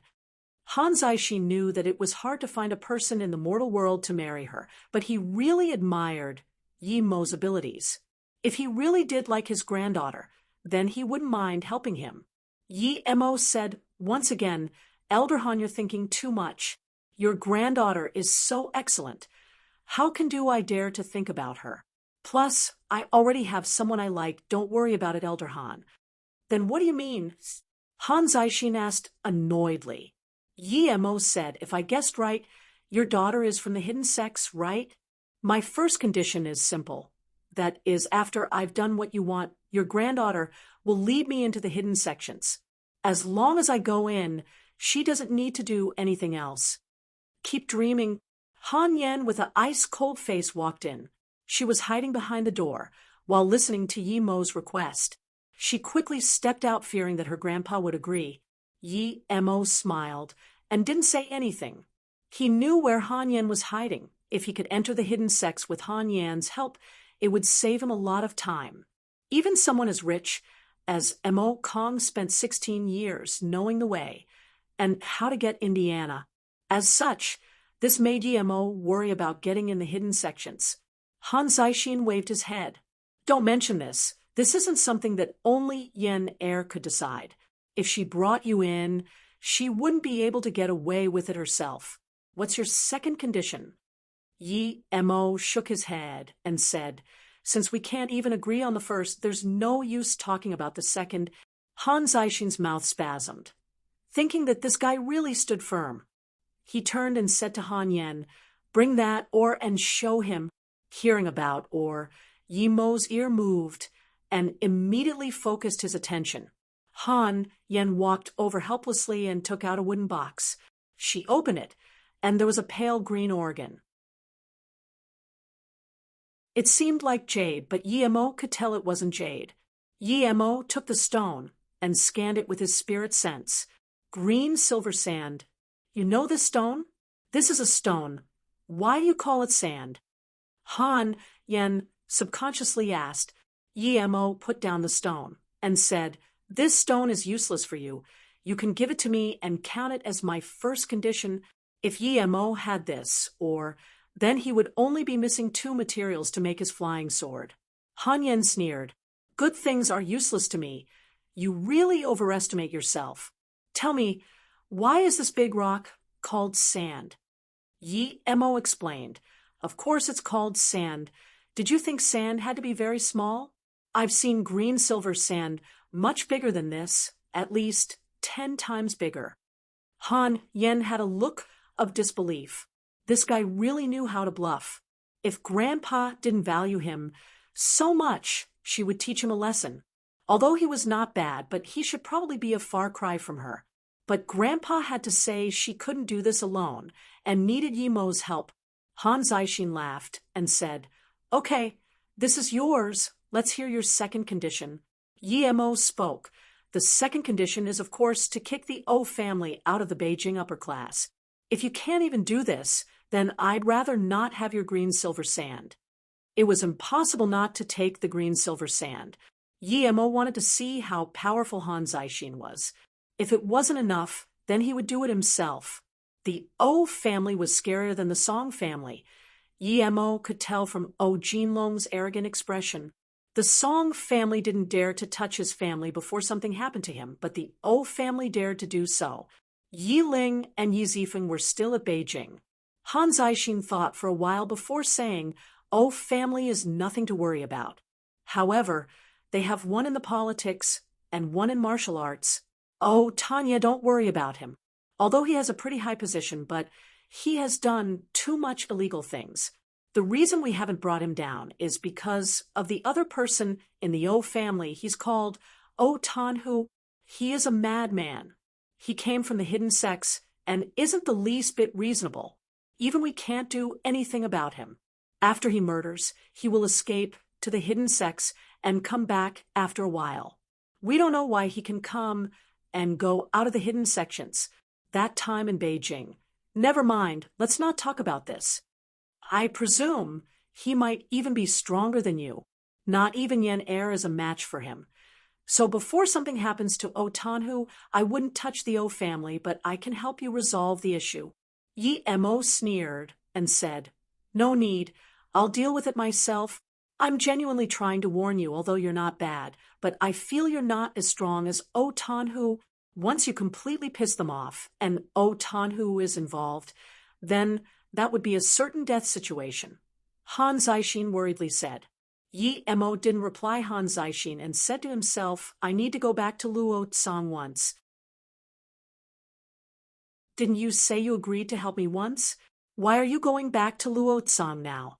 I haven't told you what I need help with, Han Zixin quickly said. Yi Mo thought that if he went back to Luo Tsang, and this O Tan who did things without thinking consequences, then it would be really bad. Although he was like that too sometimes, he still had his sense. He did everything with a purpose. However, he heard this O Tan who was a madman. After he did those crazy things, there would be no use even if he killed him. Thinking about this, Yi Mo said, You should know where I used to live in Ning. Hi, right, this I know. Han Zixin's old face blushed. He had done his research on Yi Mo. He even knew that Yi Mo was the masqueraded Shuring at Ninghai. Yi Mo also knew that Han Zixin would definitely investigate him, but he didn't mind it. He said, Send someone to come get some grass with me and help me plant it in my flower pot at where I live in Ninghai. Oh, and tell Su Wei that I planted it, and ask her to help me look after it for a few days. Of course, Han Zixin agreed without hesitation. Okay, I'll be going first. Prepare to deal with the O family. Don't make me do it. If I do it, it won't be in the way you want. I will deal with O Tanhu. After I'm done with the O family, then you tell me what I need to do. Yi Mo turned and left, of course, not forgetting about the green silver sand. Seeing Yi Mo was still adamant on taking on the O family, and even O Tanhu after his persuasion. Han Zixin wanted to say something but eventually didn't. Grandpa, do you want me to help him? Han Yen knew O Tanhu wasn't someone easy to deal with. Han Zixin shook his head and said, If he really could finish O Tanhu, then I'll take this opportunity to remove the O family. But if he isn't a match for O Tanhu and still goes to fight him ignoring my persuasion, then there's no benefit in him participating in this. It could only mean that I picked the wrong person. A person so impulsive cannot take this mission of mine. But Grandpa, I feel that Yi Mo is a very impulsive person, Han Yen said. Han Zixin shook his head. Not necessarily, although Yi Mo is impulsive, he doesn't seem to be that impulsive. Plus, this time, the O family has decided to make a move on Yi Mo, but I just haven't told him yet. I wanted to use this mission to draw him away from Beijing to escape O Tanhu, but he insists on fighting, so we'll see how strong he really is. Grandpa, what if he really could kill O Tanhu? Han Yen suddenly felt that Yi Mo wasn't that simple. From how she didn't realize he got in the door today, she realized that she couldn't completely read him. If O Tanhu really is no match for Yi Mo, then things would be good. Some things really need to be managed. Hidden sects, they are a hidden calamity, although they don't come out to fight for power, but the occasional one or two who comes out can immediately upset the balance. Han Zixin sighed. After a long while, Han Zixin stood up again and said, No matter if Yi Mo can succeed, we must prepare. Yen Er, I'm going out. Once Yi Mo comes back again, it would mean that he has finished O Tanhu. Then you can tell him the thing. If he didn't, then never mind.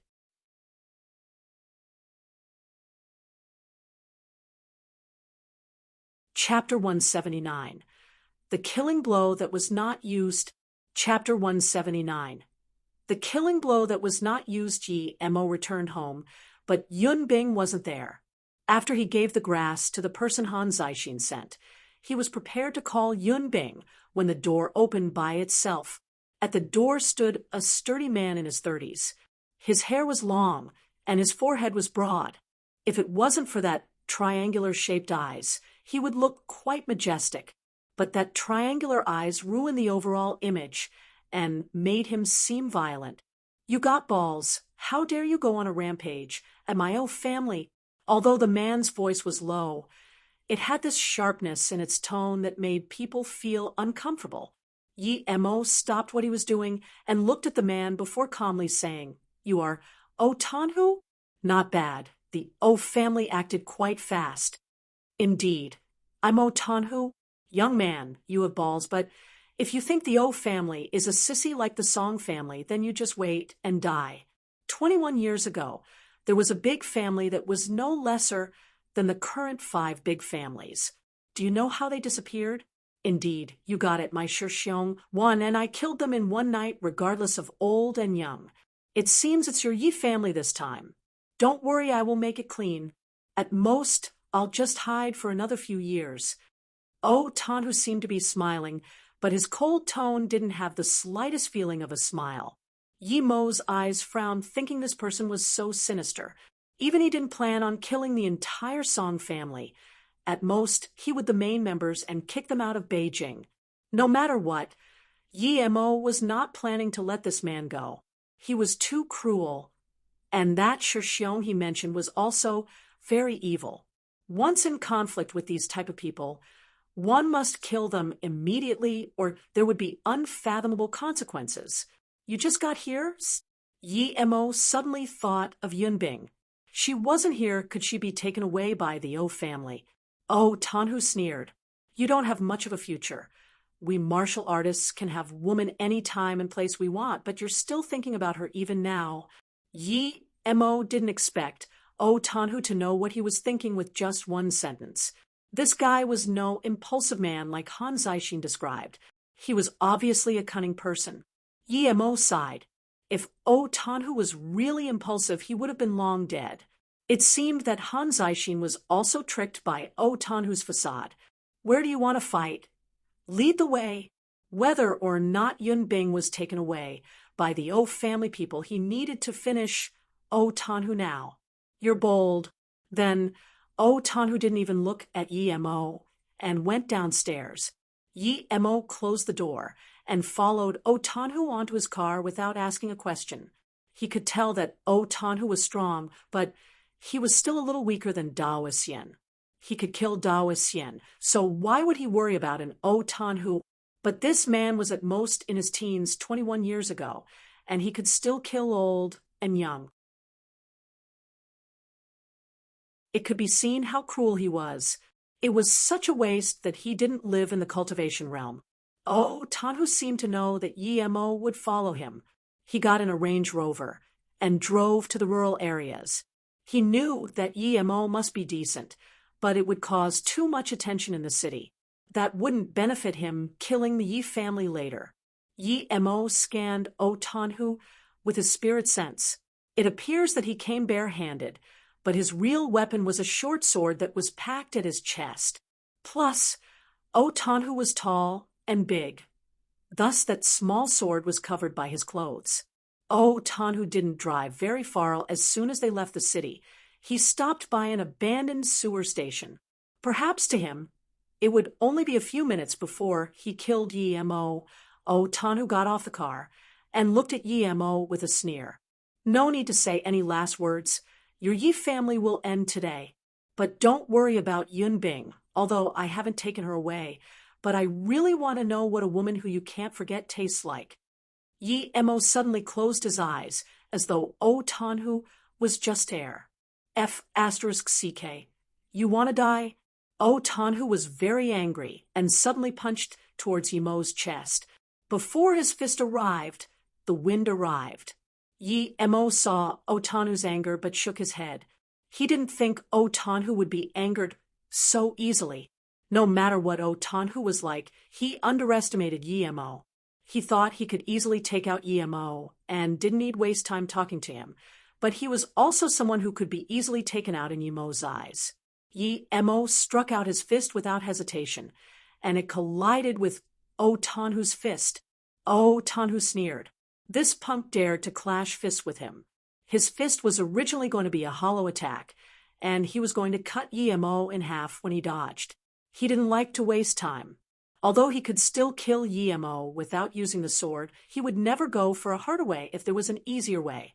Now that Yemo dared to clash fists with him, he turned his hollow attack into a real attack and smashed with full force towards Yemo's chest. He was confident he would shatter Yemo's arms and crush Yemo's chest. The instant their fists clashed, O Tanhu knew it wasn't good. The inner chi Yemo had on his fists were much purer than the inner chi he had. Yemo was an inner chi master. The moment O Tanhu realized this, his back immediately sweated. He underestimated Yemo too much. He shouldn't have used all his power in that fist, and should have left some power. If he saved some power, he could still change his attack, or even take out his sword and kill Yemo. But now, that was impossible. Their fists have clashed. O Tanhu just felt as though his fists hit steel, but this was not over. After the steel shattered his bones, it reached out and grabbed his fist. O Tanhu was regretting it so much. If he didn't change his movem, kept his punch a hollow attack, and then sneak attacked Yemo with his sword, he was 90% sure it would hit Yemo. Even if he didn't sneak attack, as long as he didn't underestimate Yemo, he still felt that Yemo was no match for him. But there was only one's chance, and he wasted it, even destroying his left hand in the process. He didn't expect Yemo's inner chi to be so pure. Was this even still inner chi? He had never heard of someone who was able to cultivate their inner chi to be so pure and thick. Perhaps this wasn't inner chi, but his thought stopped there. Before he had the time to retreat, he heard another crack like a branch that had been snapped. There was massive pain, and O Tanhu's heart sank. He knew his hand was snapped, but this wasn't what made him terrified the most. The most terrifying thing was that he couldn't even see his left hand. Yemo just pulled off his hand. One missed move, and this was the result. O Tanhu looked at his blood-dripping wrist as the veins on his head bulged. There was madness and ferocity in his eyes as he smashed his right fist towards Yemo without thinking of the consequences. Yemo, Sneerdle this guy, still wanted to use the move he wasn't able to use before. Did he not know there was a sword hidden on his chest? Yemo was sure O Tanhu had a way to pull out the sword instantly and stab it to him. Otherwise, he wouldn't have so much faith in it. Yemo still didn't dodge and struck his fist out. O Tanhu cruelly smiled. Yemo broke his wrist, so he wanted to slice Yemo into 1,000,000 pieces. But soon he felt something was wrong as a frosty wind swept towards his right fist. What was this? O Tanhu's eyes were good, but he just felt a frosty wind and didn't see any projectiles. Was his sensors wrong? O Tanhu's eyes narrowed. Even if it was a projectile, he would still attack and kill Yemo with the sword. But the next moment, O Tanhu's heart was scared, ***less. He found that his wrist hand fell to the ground for no reason, still in a fist shape. Projectile? Was that frosty wind really a projectile, and such a powerful one? O Tanhu screamed inside. He didn't think he would lose so completely and simply. Before he could ask who the hell Yemo was, he was kicked in the chest. Spew. O Tanhu spat out mouthfuls of blood and laid paralyzed on the ground, and his organs were completely shattered with this kick. He only had one thought. Such thick inner chi. How did he cultivate this? I'm not reconciled to this. O Tanhu spat out more blood and yelled hysterically. Yemo walked forward, pulled out a sword from O Tanhu's clothes, and sneered. You're not reconciled to this. Is it because you didn't get to use your sword? O Tanhu completely froze. How did Yemo know the sword was his killing blow? 1 TL note. Shurxiong/D. Elder/younger disciple under the same master, referring to male Shurja/May. Elder/younger disciple under the same master, referring to female, not necessarily always under the same master, can be used just as a way to refer to people.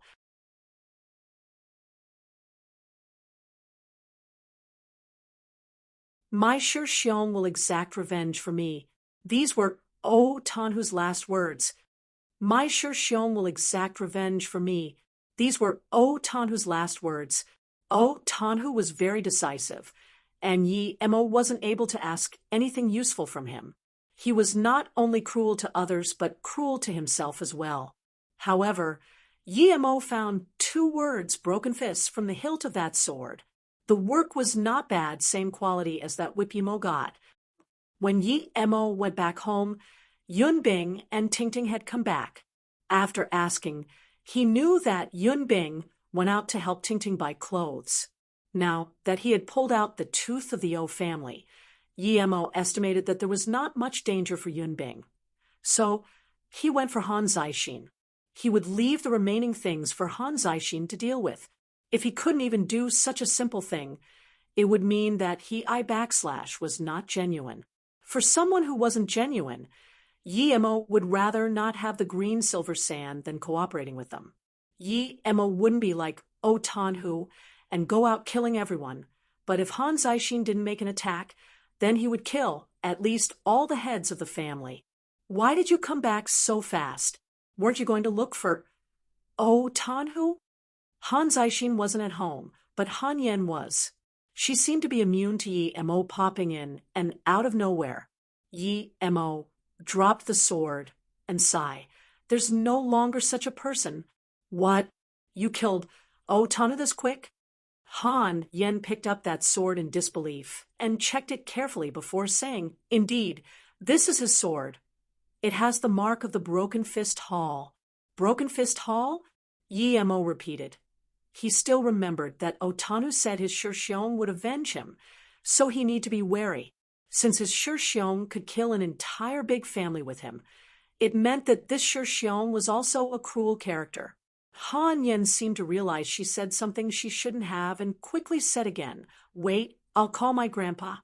Miyang Lake was the most beautiful lake in Beijing. Not only was it beautiful, but it also crossed a sixth of Beijing, so it was also called a sixth lake. Miyang Lake not only had an army station there from the Beijing military district, but all the upper class and leaders of Beijing were living around here. Thus, Miyang Lake was also called the wealthy lake by normal citizens. At this moment, in the most heavily guarded buildings sat 6 old men. Even the youngest among them was older than 50. Zixin, you're saying that Yi Mo really has enough capability to finish O Tanhu? This isn't a joke. If that ferocious tiger is pissed off, the Yi family would also be in danger. The person speaking was in his 60s, middle build, and seemed slightly slim, but his spirit was high. Han Zixin said, Director, don't worry. If Yi Mo really is no match for O Tanhu, I have made preparations. I won't let what happened 20 years ago happen again. Yes, we'll get rid of that tiger, even if it costs something. Even without Yi Mo, we would still do this. This O Tanhu was getting more and more out of control. The old man nodded and said hardly. No one else spoke. They knew it would cost them heavily to kill someone like O Tanhu. There was an ancient martial arts cultivator who was weaker than O Tanhu, but in order to capture him, the country lost an entire special forces before finally killing him. One special forces squad. How much would it cost for a country to train them?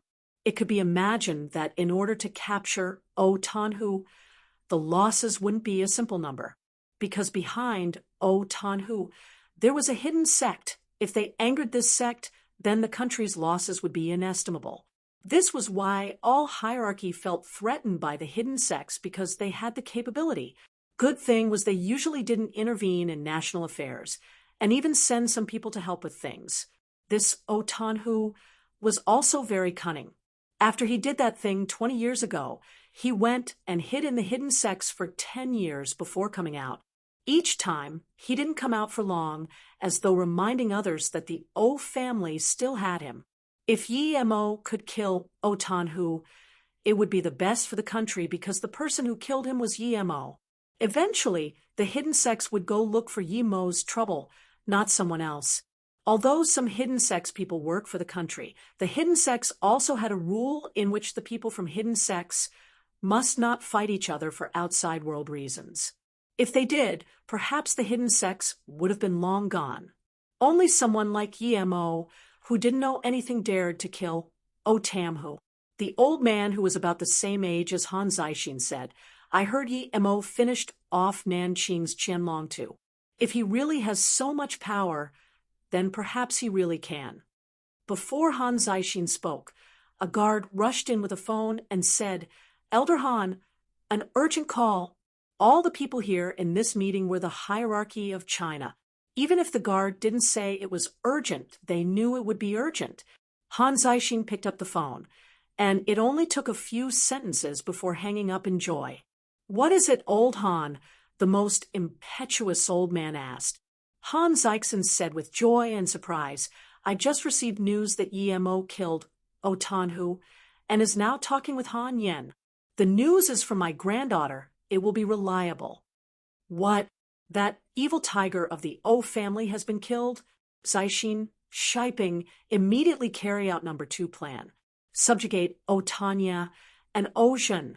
The old man stood up in excitement and said, not only did this man stand up in excitement, but so did everyone else. It was 2 different concepts. Yi Mo killing O Tanhu and the country killing O Tanhu.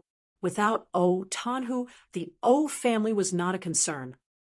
Han Yen put the phone down and looked at Yi Mo, thinking that the old man was always wiser.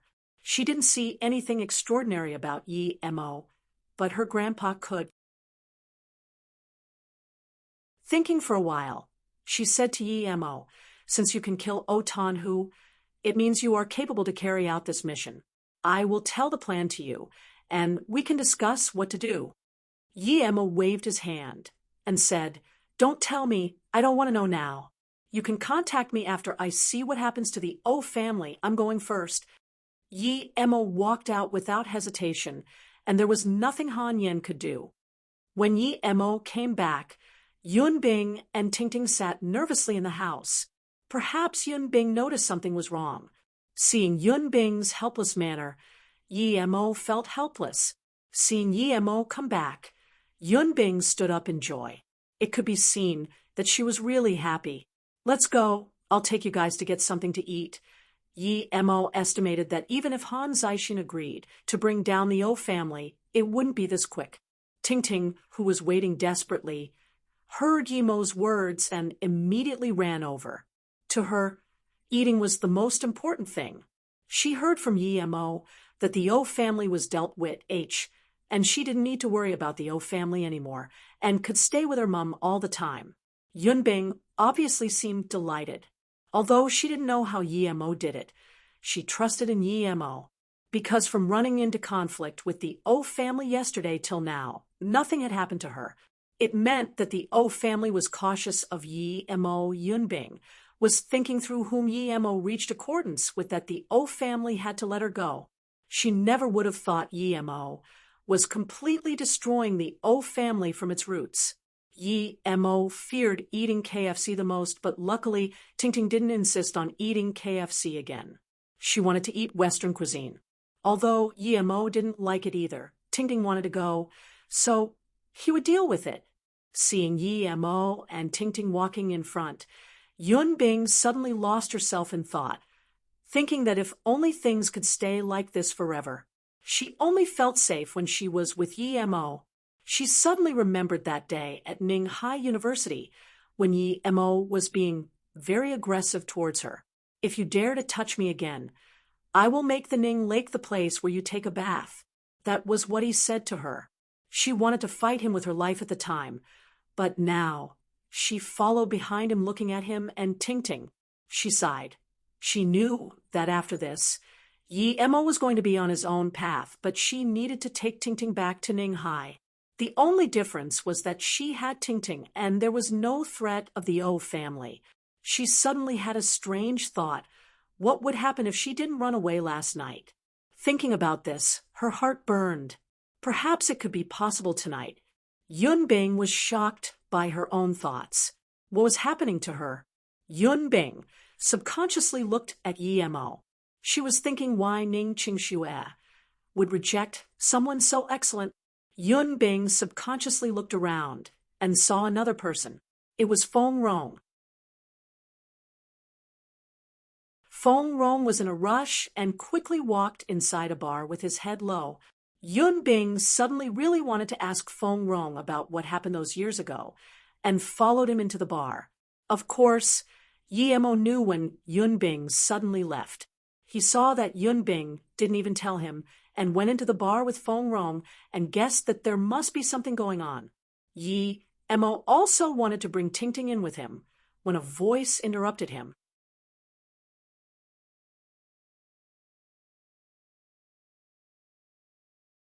Punk, I haven't been able to find you, but I finally met you here today. Bad luck. The person speaking seemed to be very angry, as though he had caught a long-time enemy. Punk, I haven't been able to find you, but I finally met you here today. Bad luck. The person speaking seemed to be very angry, as though he had caught a long-time enemy. Yi Mo recognized who it was. It was Ching Sun from Hua University. It seemed that he resented him quite a bit, and probably thought of him as a love enemy. Brother Sun, who is this punk? A youth from behind Ching Sun walked up. His hair was dyed yellow, and had a girl that was younger than 20 in his arms. Ching Sun didn't turn around, and casually said, "This is the guy that tricked away Yang Qing. Didn't think I would meet him here. Qi Bing, call up a few people. I'm going to beat him until his dad doesn't even recognize him." But Brother Sun, what about Yang Qing? The yellow-haired youth casually asked. Ching Sun subconsciously looked at the bar ahead and said, "Next time then, since I have one chance, I'll have another.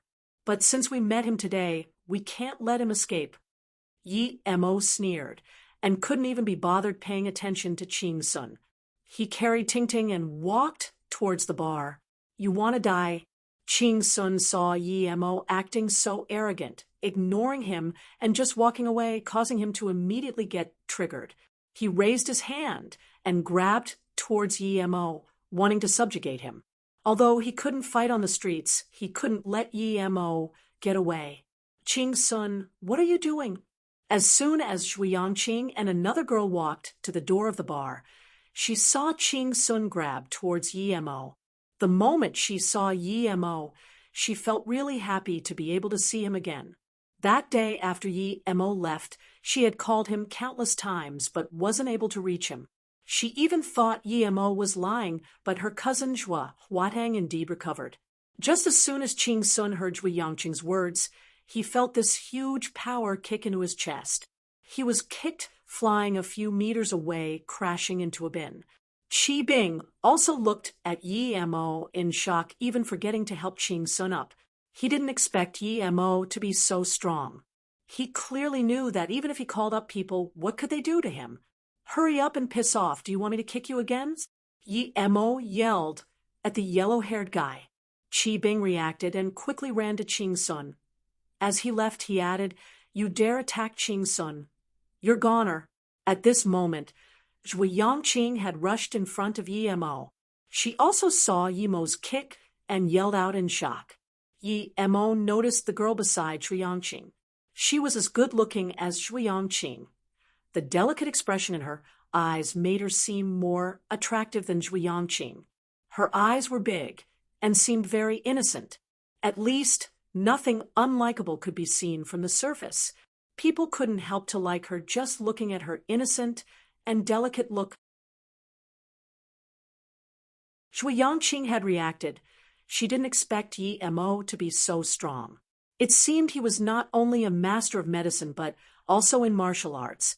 This made Zhu Yangqing excited as she charged up, grabbing Yi Mo and saying, "Dr. Yi, I didn't think you were so strong. Ching Sun is a member of our school's martial arts association." But soon, she found that Yi Mo's attention was on the girl who came with her. She pouted and said, "Hey, uncle, don't look at her with eyes like wolves, please. She is the prettiest girl in our school. Don't even think about it. Don't forget you're a big uncle." With Yangqing immediately changed Yi Mo's title from doctor to uncle. She was rather unsatisfied. She came up to greet Yi Mo, but he treated her like air. Hearing Zhuo Yangqing's words, the girl called Shuang Shuang walked up and shyly said, "Hello, senior student. I'm Yangqing's classmate, Nia Shuang Shuang." Yi Mo suddenly felt a little cold. He couldn't tell why he felt that way. His spirit sense noticed that when Nia Shuang Shuang looked at his kick, there was a ray of astute. She wasn't as shy as she acted at all. There was this sense from her that made him feel cold. Yi Mo's sense were right because he had spirit sense. This Nia Shuang Shuang wasn't simple, even a bit eerie. "You're Nia Shuang Shuang? Do you live in Beijing?" Yi Mo's questions made Zhu Yangqing more unhappy. It seemed that Yi Mo was really taking an interest into Nia Shuang Shuang. He had never asked who she was the first time he saw her.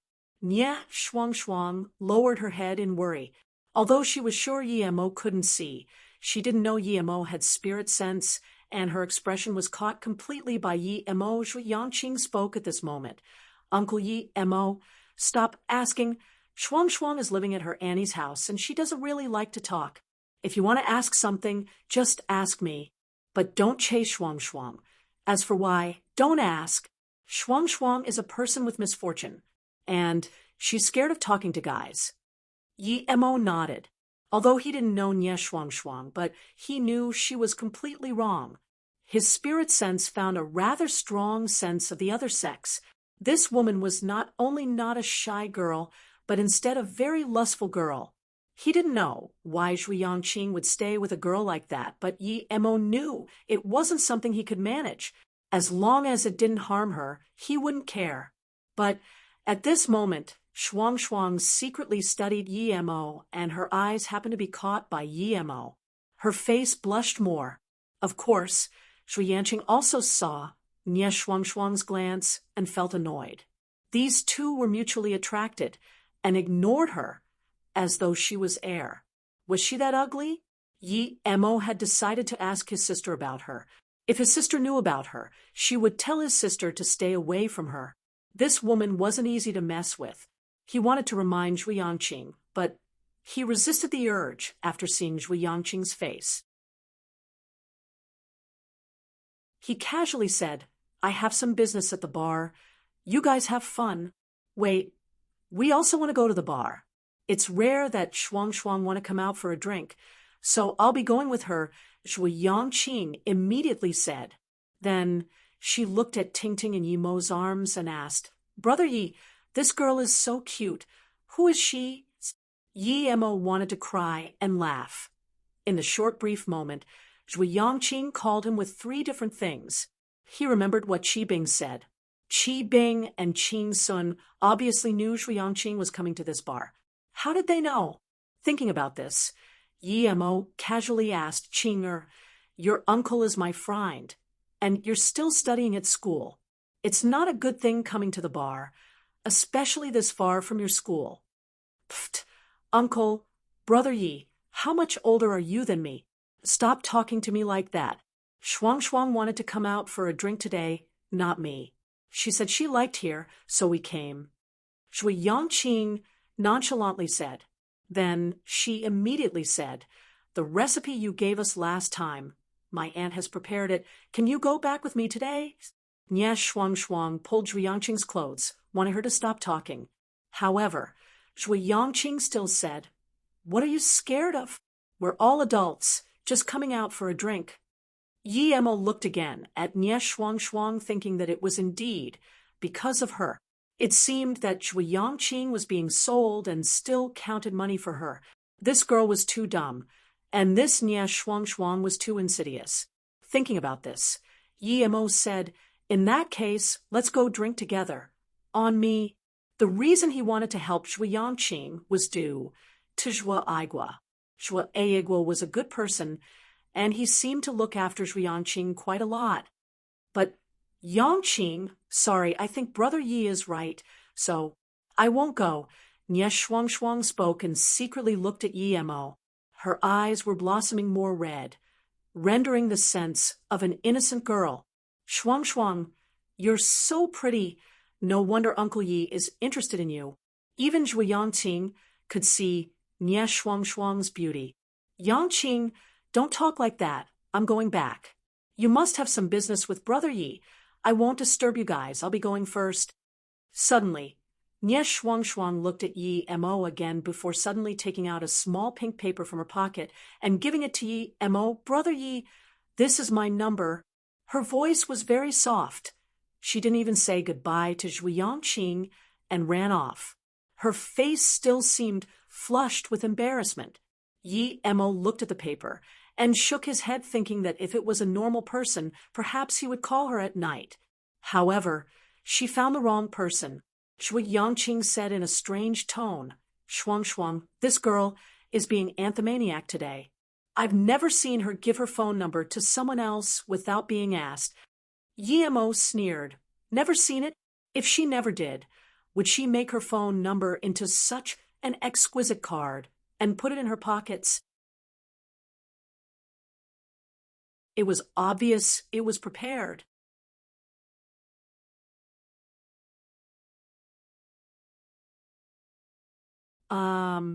Brother Yi, don't tell me you're in love with Shuangshuang, Zhui Yangqing asked after seeing Shuangshuang was long gone. Brother Yi, don't tell me you're in love with Shuangshuang, Zhui Yangqing asked after seeing Shuangshuang was long gone. Yi Mo frowned but didn't talk. He was thinking who Nie Shuangshuang was and what was her purpose in Huayuni. If her sister wasn't there, it wouldn't matter so much, but she was. It was very dangerous to have someone like that in Huayuni. What? If you like her, then you do. It's not like I'm going to tell everyone. Perhaps I can even help you. Why aren't you answering me? Seriously, Zhui Yangqing said bitterly. Yi Mo sneered.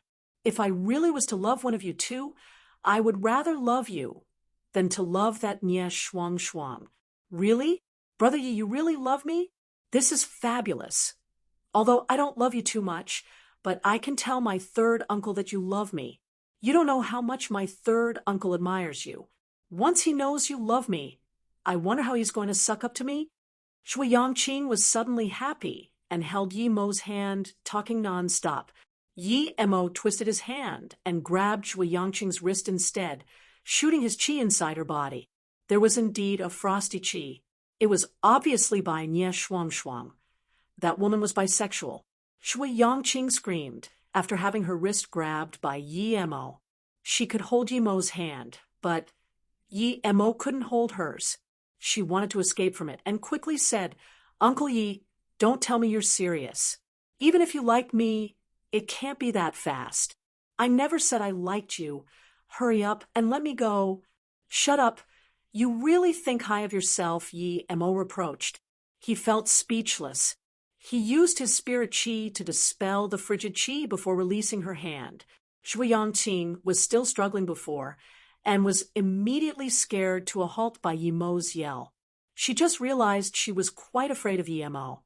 She finally felt relieved after Yi Mo let go of her hand and didn't do anything. But she immediately said surprisingly, how come I feel a lot more comfortable? Brother Yi, grab me more. Then Zhui Yangqing reached her out wrist. Yi Mo rolled his eyes and said, Take back your cat claws. I'm not interested. Stop thinking that you're too perfect. Zhui Yangqing felt wronged. He wanted it before, but now he didn't want it when she gave it to her. However, it was indeed true she was a lot more comfortable after being grabbed by him. Yi Mo looked at Tingting in his arms. She had fallen asleep on his shoulder. He then turned to Zhui Yangqing and said, Go back. I have some business at the bar. But one thing I need to remind you. You can take it as a warning. What thing? Uncle Yi, just say it. Zhui Yangqing immediately said. Don't change the way you call me around. It annoys me. But that isn't the main thing. The main thing is, don't get close with Nie Shuangshuang. It's bad for you. Whether or not you listen is up to you. Then Yi Mo turned and left. Zhui Yangqing was dazed for a long time before frowning. Why did he remind her not to get close with Nie Shuangshuang? Shuangshuang was not an arrogant person. In fact, She was the prettiest girl in the uni, and was also empathetic. She couldn't understand why. She wanted to stop Yemo and ask, but she didn't need to. Yemo was already stopped. Two cops had stopped Yemo's way. Shui Yongqing looked at Qing Sun, who was not far, and knew it was his fault. Take out your identity. You were fighting in the streets. We need you to come with us to the police department. The taller police stopped Yemo and said.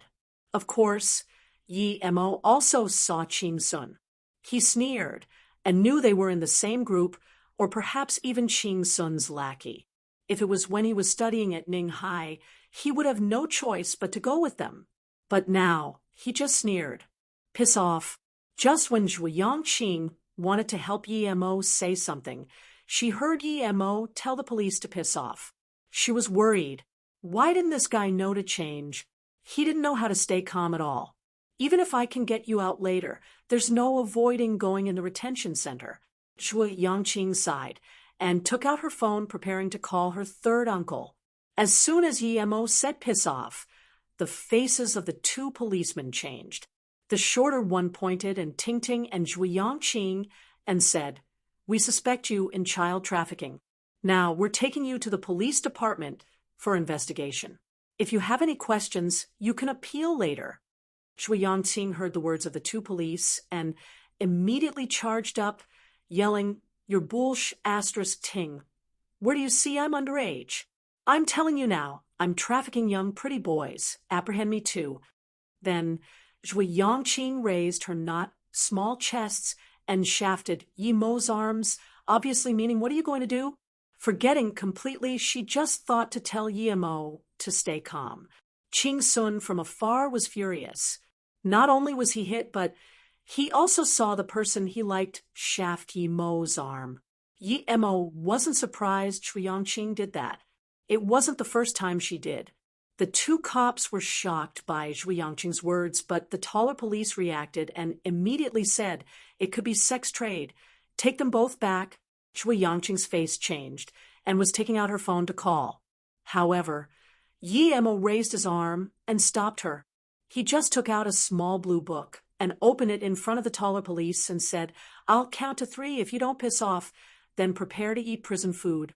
The two policemen immediately saw the red stamp, Special Ops Force Flying Snow Head Instructor, China Special Forces Bureau. They were so scared that they sweated immediately. Perhaps they didn't dare to start trouble with the sweeping lady of the Special Forces, much less the head instructor of flying snow. Other people didn't know how strong this position was, but the cops knew all too well. And that stamp had an obvious wheat glow to it, meaning it's authentic. This couldn't be fake now. Before Yemo even counted 1, the two policemen already quickly said multiple apologies and ran. They didn't even dare to go to Qing Sun. Brother Yi, what did you show them?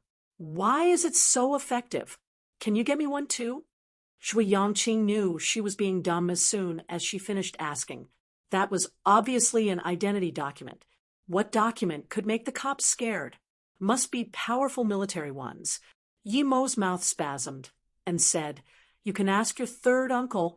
Zhu Yongqing knew that Yemo was playing a joke on her, and unhappily said, Why did you tell me to stay away from Nye Shuangshuang just then? Yemo sneered. Even if Nye Shuangshuang wanted to drink, was there not one nearby the school? Why did she have to come to this one? Since she did, why did Qing Sun know? Why did he also appear here? This is too coincidental, isn't it? You're saying Zhu Yongqing immediately understood. Nye Shuangshuang listened to Qing Sun to trick her over. Was she actually just putting on an act? I'll ask Qing Sun. When Zhu Yongqing turned around, Qing Sun was nowhere to be seen. I didn't think she was this sort of person. I've judged her wrong. This Qing Sun isn't a good thing either, Zhu Yongqing said hatefully. Yemo didn't tell her the eeriness about Nye Shuangshuang. That was no good for her. However, he still had to remind her, and said, Don't come in contact with her. It's no good for you. So what if I come in contact with her? I want revenge. Plus, aren't you planning on getting close to her? Otherwise, why did you take her name card? This little fox demon. It was obvious Shui Yangqing wouldn't be able to let it go without getting back at Nia Shuangshuang. Moreover, this Nia Shuangshuang also became a fox demon. She forgot that not long ago, she said Nia Shuangshuang was pitiful in front of Yi Mo. Yi Mo sneered and said, "Do you feel she's usually very timid and innocent? Would an innocent, shy person always have these name cards with flirty smells?" Then Yi Mo took out that pink name card before continuing. "It's up to you whether you believe it. You can also think of it as me bullsh, asterisk ting." Yangqing wasn't a stupid girl. Although she couldn't completely analyze things sometimes, it didn't mean she knew nothing. From the series of things that happened today, and then reflecting back to what usually happens, Yangqing immediately understood that what Yi Mo said might possibly be true. She suddenly thought of Yi Mo grabbing her wrist and releasing it, then the change in her body. Was this related to Nia Shuangshuang? Just when Zhu Yangqing wanted to Yi Mo about it, Yi Mo's face suddenly changed as he rushed into the bar.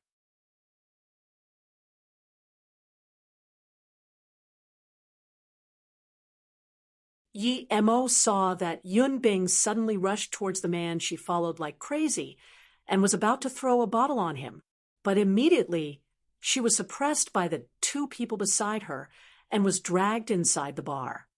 Yi Mo saw that Yun Bing suddenly rushed towards the man she followed like crazy and was about to throw a bottle on him, but immediately she was suppressed by the two people beside her and was dragged inside the bar. Yi Mo went in and kicked those two men away without hesitation and pulled Yun Bing over. Yun Bing with messy hair saw that the person pulling her was Yi Mo and couldn't help to run into his arms and weep. Shui Yangqing came in and saw Yun Bing and then looked at Yi Mo. She felt this was complicated and just stood behind Yi Mo saying nothing. Feng Rong stood up and looked coldly at Yi Mo. There was a youth beside him who sat still and didn't even look at Yi Mo, as though Yi Mo was someone about to die. The two men struggled a long time before getting up and was about to attack again when the youth sitting still waved his hand. "We're civilized people. Better to let the police deal with these maggots. Tell the police to not let this bastard come out again." Without the youth's reminder, the people from the bar had called the police. They could tell that although Yi Mo was by himself, he still had the advantage. The four people together on Feng Rong's side was no match for him. Yun Bing had calmed down now and got up from Yi Mo's arms while sobbing. Zhu Yangqing passed some tissue to Yun Bing. "What's the matter?" Yi Mo asked casually. Yun Bing pointed at Feng Rong and hatefully said, "This animal, years ago, plotted against me, and now he want to help someone harm me for the second time." Yi Mo frowned. Although Yun Bing didn't say exactly what he did, he still understood that this Feng Rong was her original boyfriend. Not only did he not protect her, but he sold her instead. Yi Mo looked at Yun Bing unhappily, thinking that it was lucky that the second time didn't succeed. If it did, it was still her fault. As though seeing Yi Mo's unhappy eyes, Yun Bing lowered her head, thinking even if she didn't hear this today, she wouldn't be harmed by him a second time. She wasn't an idiot. She was fully disappointed with Feng Rong, much less when she couldn't stop thinking about Yi Mo now. What thing could make him unable to be reached for 8 years in America? Why did he happen to leave as soon as it happened to her? The police car sounded, and the two nearby policemen had came. From the speed they came, it could be seen that the reporter's status wasn't low. "Take this person away. He committed a heavy crime. I will call and provide evidence later." The way that the youth ordered made people feel as though the two police were his servants. The two policemen raised their head and saw Yi Mo. They froze, thinking not good. The person they feared seeing the most was this person. Why did these people have to mess with him? "Why aren't you moving?" The youth saw the two policemen just stood still and said unhappily. Yun Bing handed Ting Ting to Yun Bing and walked up in front of the youth. He grabbed his neck and held him up and gave him a few slaps on the face before kicking him, besides the two men earlier. The youth's mouth was full of blood, and he spat out a few teeth. He was paralyzed on the ground, wanting to talk, but unable to. You. Feng Rong looked at Yi Mo in terror. He didn't expect Yi Mo to be this ferocious, daring to attack him like that in front of police. What made him unable to understand was why did the police come and just watch him get hit, but not do anything? However, Yi Mo didn't teach Feng Rong a lesson and just patted on his shoulder a few times. Remember to not go anywhere tomorrow. Better to eat more today. Piss off. Feng Rong didn't know that he was death sentenced by Yi Mo since his heart meridian had been sealed by ladder. He thought Yi Mo let him go due to Yunbing. Thinking about the man on the ground, he yelled cockily, "You dare to attack Yi Lian." Hearing Feng Rong's words, Yi Mo was surprised. He looked at the youth on the ground and asked, "You're from Yi families?" "That's right. You scared?" Feng Rong sneered immediately, but before he finished, he found his face was spitting out the same amount of blood and teeth as Yi Ling. He now understood that if Yi Mo wanted to beat him up, he would. Yi Mo originally wanted him to have a calmer life before death, but this Feng Rong pissed him off. Yi Lian saw Yi Mo walk over and wipe the blood from his face using an unclear tone. "Bastard, you dare to attack me?" However, Yi Mo stood on his face once again and said, "I want to hit the Yi family people. You tell me if I dare to hit you? Last time, I went up and smashed the Yi family big gate. I didn't see you. You are probably only a small insect of the Yi family." Yi Lian looked at Yi Mo in terror. He finally understood that this youth was that ancestor of the Yi family, Yi Mo. He didn't dare to be cocky anymore. Even the leader Yi Beirong didn't dare to say anything when Yi Mo smashed his way in, much less him from a branch lineage. He could only shake and hate himself for not recognizing this was Yi Mo. When he saw Yi Mo raise his foot again after breaking the legs of his two lackeys, he was so scared he quickly said, "Brother Yi, this isn't my fault.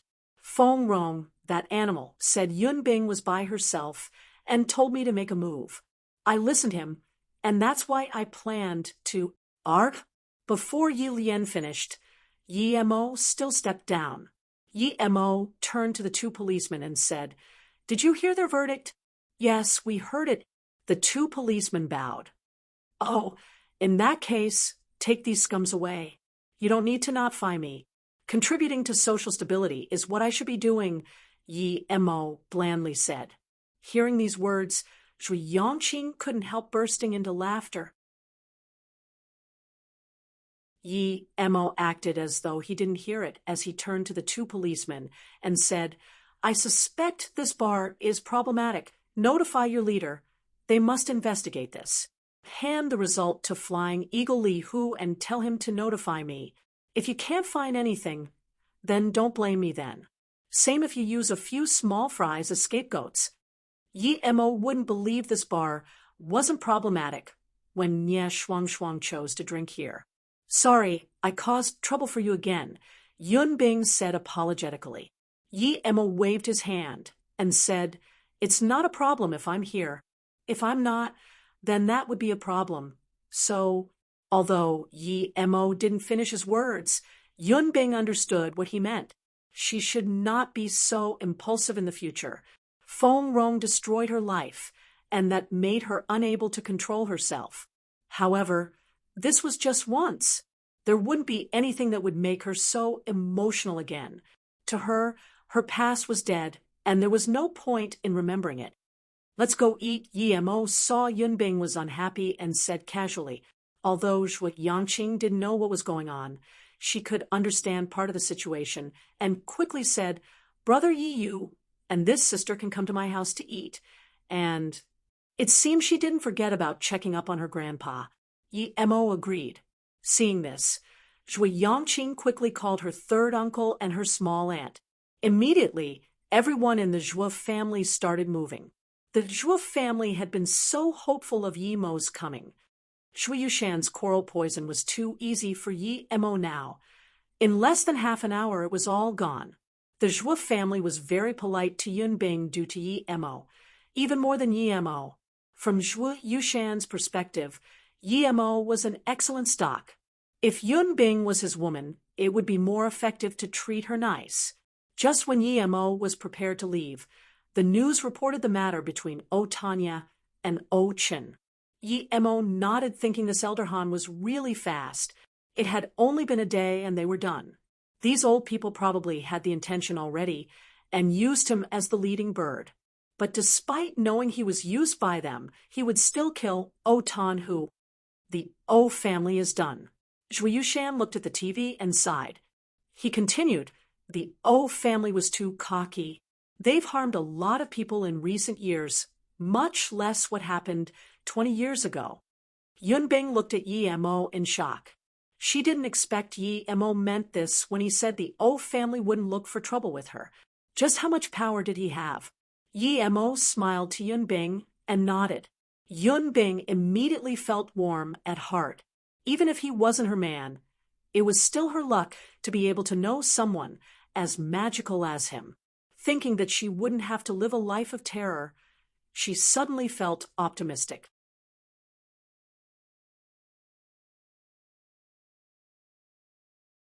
Wuyang Mountain was called Meng Lu Mountain before. It had an area of a few thousand acres. Wuyang Mountain was called Meng Lu Mountain before. It had an area of a few thousand acres. The Qing dynasty poet Dai Jiazheng wrote a poem here. Everyone knew that Dai Jiazheng was a famous poet during the times of Dao Guang Emperor. People rarely knew that he also had a brother, Dai Jiehui. Around 1816, they met someone from Dian Song of the hidden sects here, and were taken in due to their talent. Dai Jiazheng wanted to be a scholar and rejected to stay, but Dai Jiehui stayed. They were scared that if they left at the same time, the hidden sect people would kill their family. After Dai Jiazheng came out, he participated in the national test. He was 24 that year and was sent to Hunan province as the governor, but still had no news of Dai Jiehui. He missed his brother, and so he came to Wuyang Mountain and wrote the poem. His poem meant that inside the Wuyang Mountain, the area was actually very large and high up in the clouds. Its vastness was so great that one couldn't see it with bare eyes. Now, Wuyang Mountain was a national environmental protection site. It hid countless unknown scenery as well as countless unknown places. At this moment, at a place where normal people couldn't reach in the Wuyang Mountains, there was a large area of houses. The place looked ancient. Outside these houses, there was a curved path reaching to the bottom of the mountain.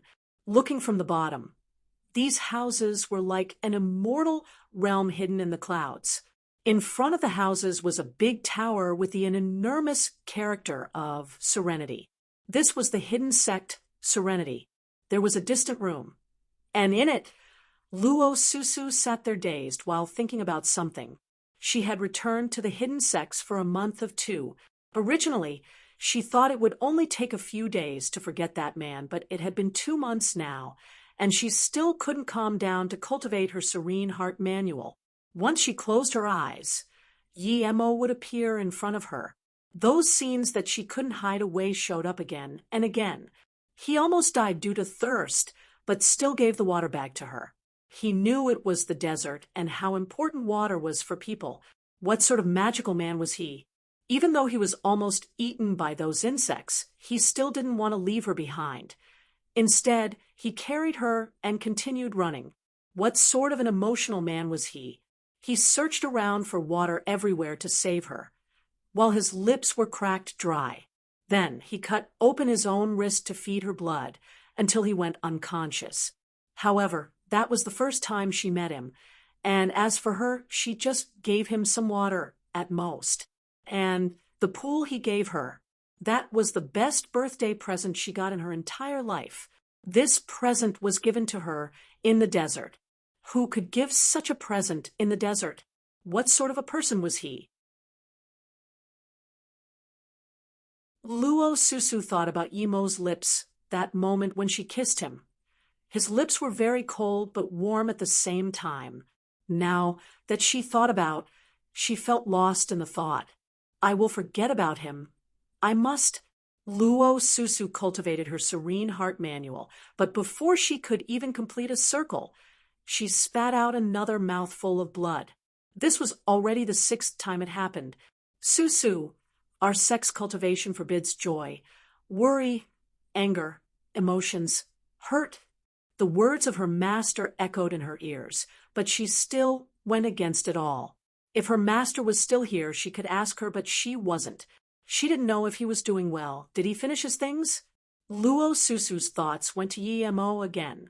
What was happening to her? Why did she always think about him? It seemed that in her memory, she and Yi Mo knew each other a long time ago. However, no matter how she searched her memory, there were only those in the desert. Perhaps she knew him from her past life. Luo Susu's door suddenly opened, and a nun-looking woman walked in. This nun was called Jing Shi, her master Shirdi. Although she was in her 40s, she looked like a young woman who hasn't even reached her 30s. Not only was her skin smooth, her eyes and brows were clearly defined. Her lips had this sexy rootiness to it. Looking meticulously, she was an oddly beautiful woman. The most noticeable feature about her was her sharp nose. If her eyes and hair wasn't black, she would look Western.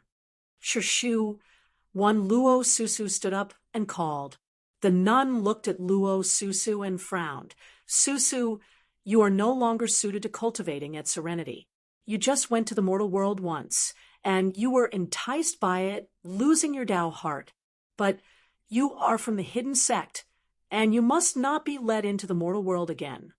Shirshu, Luo Susu said worriedly. She knew this Shirshu didn't like her.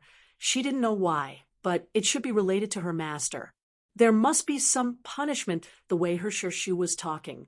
The nun shook her head and said, Susu, even if you can't cultivate our way, you don't have to go back to the normal world. Before Luo Susu could feel relieved, the nun continued. The young master of Dian-song is only 30 years of age, but he is tertiary stage of yellow level. His future is boundless. Plus, Dian-song's martial arts are good for you. Our sects have always had good relations, and we're not far from each other. If you marry into Dian-song... No. Luo Susu's face went pale. No matter what, she wouldn't marry someone. As for why, she had this rejection in her heart. This nun's face sunk and was about to talk once again when another voice said, Jing Shi sure may. If Susu doesn't want it, then don't force her. Although we have fallen, we're not at the stage to rely on marriage to survive. Yes, sure, Jia. However, Jingshi obviously didn't seem very respectful to her. Luo Susu went up and greeted. Luo Susu greets sect leader, MHM. The nun nodded and said after a while, Susu, you do have a big problem after coming back. Your heart can no longer calm down like before. Then the nun started to think what to do with Luo Susu. Leader Sherbo, I wish to ask for one more thing. Because I went out this time and some things occurred, if I can't completely resolve these things, it may be very hard for me to calm my heart to cultivate again. So I plead leader to allow me to go out again. Luo Susu had this sudden urge to see Yi Mo again. She wanted to ask if Yi Mo had seen her before and had some memory of her before. No, Jing Shi interrupted. Jing Xian Shijia, Susu yearns for the mortal world. If we let her back in, perhaps something would happen, and it would be our sect that is embarrassed. Luo Susu was shaking with anger due to these words, but didn't dare to object. However, Jing Xian nodded and said, Then what do you think should happen? Jing, she didn't even look at Luo Susu, and just said, In my opinion, it was already against the rules that Luo Susu went out last time. After she came back, she couldn't cultivate. I think we should send her to the cold room for 3 years. Luo Susu was shaken. Cold room for 3 years. That was like a death sentence. With her only yellow level intermediate stage power, it was death if she went in there. Her master died 3 months after being closed in the cold room for 2 years. Her master was also sent to that cold room due to this Shirshu. Now, she didn't expect she would be walking the same path due to her. Jing Xian glanced at Jing Shi and sighed. Susu, you might as well go to Dian Song. Luo Susu shook her head and said, Leader Sherbo, I will go to the cold room. Humph. Unworthy thing. Jing, she didn't even say goodbye to Jing Xian and just left. Sigh. Jing Xian looked at Luo Susu and left. Although she knew that she wanted to take revenge on Luo Susu's master, but she couldn't say anything. Leader Sherbo, I want to change my name, Luo Susu suddenly called to the leaving Jing Xian. Jing Xian turned around and looked at Luo Susu with guilt. Susu, tell me, I will change it for you in the sect. I can do that at least. She also knew that if Luo Susu went to the cold room, there would be no coming back. However, she didn't dare to stop Jing Shi's decision. She just felt guilty to Luo Susu's master and her. Luo Susu wasn't dumb. Jing Xian was the leader, but was succumbed to Jing Shi. If there wasn't something that Jing Shi had a grasp of, she definitely wouldn't believe it. Sherbo, I want to change my name to Luoing. I found that I often call myself Luoing in my dreams, Luo Susu said.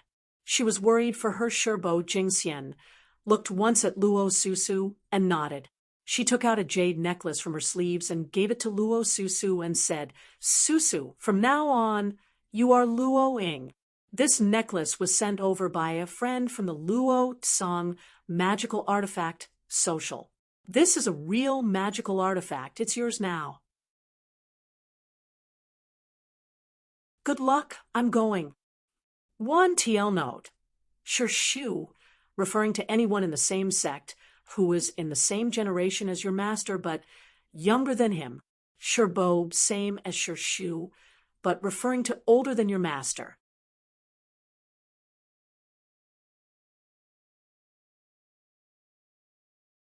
At night after Yi Mo sent Yun Bing and Tingting back, he went straight to Han Zaixin.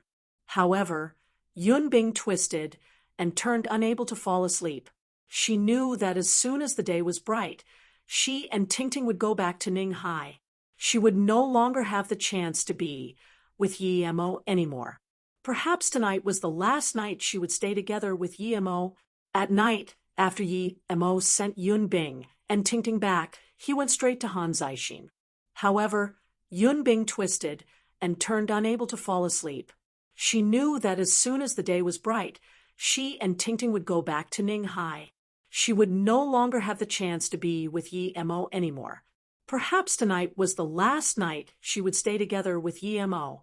The more she thought, the more she regretted running away from Yi Mo's room. However, she felt too hard to summon the courage to go again. She knew if she didn't take the initiative, Yi Mo wouldn't come for her. Sometimes, she felt she was a bad woman, but she knew that in the depth of her heart, what she was thinking wasn't completely to repay Yi Mo. It was because she really wanted to be together with Yi Mo even if it was just for one night. She was afraid Yi Mo would think she was trying to use him. But she knew that she really didn't think that way. Yun Bing had made up her mind. After Yi Mo comes back to sleep, she would go to his room again. Although it was a bit shameless, she would still do it for Yi Mo. At around 10 p.m., Yi Mo still hadn't come back, but Yun Bing was almost about to fall asleep. Finally, the door sounded. The sleepy Yun Bing immediately sat up in nervousness, but she heard the knocking sound from her own room. Her heart was raised. Was Yi Mo coming over to her? How could this be? Tingting was still sleeping. Thinking about this, Yun Bing wanted to get off the bed and look. But at this moment, the lights were turned on. Yun Bing was dumbfounded. The person who came in wasn't Yi Mo, but a girl. She still had a bag in her hands, so she realized it was probably Yi Ling. Yi Ling knew Yi Mo was at Beijing and no longer had the mood to play in America. She came back by herself, first but didn't expect to see Yunbing when she opened her room and froze. "You're Yiling's?" Yunbing said. Yiling nodded and asked, "You are?" "I'm Yunbing, Yimo's English teacher," Yunbing quickly explained, but felt relieved and disappointed at the same time. She didn't have the courage to go to Yimo's room anymore. Now that Yiling was back, she couldn't even if she wanted to. "You are Mrs. Yunbing. I've heard my brother talk about you," Yiling said in surprise. Mo said Yunbing saved his life before, but now it seemed there was some relationship between them. She immediately saw Tingting and was shocked. Mo didn't tell her Yunbing had a child, and she was so old already. In that case, she was obviously not suitable with her brother. Seeing Yiling look at Tingting, Yunbing quickly explained what happened from Hong Kong till now. "My brother went out." Yiling thought Mo was asleep. As though knowing Mo would come at night, Han Zixin had prepared tea and snacks. But even so, when Mo actually came, Han Zixin felt relieved. He didn't have any way if Mo didn't come, because his phone was always off. Mo saw that other than Elder Han and Han Yen, there was also another man in his 50s. Han Zixin was very polite to Mo seeing him come in. He quickly stood up. "Mo, this is the military laboratories, Li Xiang. Old Li, this is Mo I told you about." Han Zixin just introduced the two, but didn't say Li Xiang's position. Li Xiang also nodded to Mo. In his eyes, although Mo was strong, he was still young. For someone in high status like them, they only needed to be nice, and Mo would be extremely grateful. And it seemed pretty easy to use Mo this time. Thus, he didn't understand why Han Zixin took Mo so seriously. In his impression, Mo was a simple-minded but strong youth. Mo didn't care, seeing that Li Xiang seemed to be a little rude. He couldn't even be bothered to nod. To him, there was no point in getting close with such a person. Their pursuits were different. It was just a deal between him and Han Zixin. Seeing that Mo couldn't even be bothered to nod, Li Xiang couldn't keep it together. However, he was in a high status for a long time and had some control. Han Zixin frowned, thinking this old Li was good, but just underestimated people. Seeing that Han Zixin wanted to ease up the tension, he waved his hand and sat down. "Elder Han, don't waste time. Since this is a deal, just tell me what to do. I prefer to be straightforward." Han Zixin had some understanding of Mo's personality and nodded. "In that case, I'll be straightforward. We researched the model you gave Li Hu carefully last time. It's an extremely valuable military secret. We originally thought it was just worth tens of millions, but by the looks of it now, that's only a minor fraction of it." Mo immediately knew the mission was related to this, but he already gave the thing to Han Zixin. Why did they bring it up? Han Zixin continued. "The conclusion we got is that this model is only a part of it. It's only the outer energy core part. The nucleus of the thing isn't there. Now that we know how important this data is, we can't have such precious thing in the hands of others. Although we don't know who invented this data, but it could be said to be a military milestone." Then Han Zixin looked at Mo. "I think you should know we want you to get back the remaining part. Regardless if our country can really create it, it's much better to have this in our hands than in others." "You want me to find you this?" Mo frowned when Dong gave this to him. Where would he find it? Han Zixin nodded seriously. "Indeed, I think only you could find this. One reason is that you gave it to us, so you should know something about where it came from. The second is that normal people's power wouldn't be able to retrieve such a precious data, so I want you to go with Han Yen and find the remaining data." Li Xiang added timely. "It's every citizen's responsibility to serve the country, so this is not only a mission but an honor." Mo looked coldly at Li Xiang. "Shut up, stop playing your games." Li Xiang's face immediately changed. He didn't understand Yemo, so he took out those big ideas he used to educate young people with. Of course, Han Zixin knew Yemo's personality. Even if Yemo knew his position, he would still be nothing in the eyes of Yemo. Yemo was someone who wouldn't get up early without benefit. It was useless to educate him with those big ideals. If he owed the country, then he would repay the debt himself. Yemo hated empty words. He quickly stopped Li Xiang, who was going to throw a tantrum. Old Li, Yemo is like that. Don't be like that. Han Yen sat by the side saying nothing. It was completely irrelevant to her, but she looked coldly at Li Xiang. It seemed she also despised him. Han Zixin's payment of 1 block of green silver sand should be enough. In Yemo's heart, that was worth countless times more than that military model. However, only he knew the worth of the green silver sand. As such, Yemo knew Han Zixin's reward was enough, but Han Zixin didn't. Seeing Yemo not talk, Han Zixin was afraid Yemo would regret, and quickly said, "The next batch of material is coming in 3 months. Then I'll let you pick 10 more. Yemo waved his hand and said, "I agree to this. I'll try. Regardless of whether I succeed or not, I won't return the green silver sand." Yemo was not interested at all in picking 10 more. If he could pick out 5 or 6 things, he would already be happy. There wouldn't be that much good materials for him to pick anyway. "Okay, you and Yen Er can start tomorrow." Han Zixin stood up in joy. Then he turned to Han Yen and said, "Yen Er, no matter what, safety first, okay?" However, Yemo said, "No need, I'll go by myself. It's cumbersome to have an extra person." "Humph, Yemo, I admit you're strong, but if you think you can beat me for sure, you're wrong. Otherwise, let's fight first." Han Yen was discomforted by Yemo's words.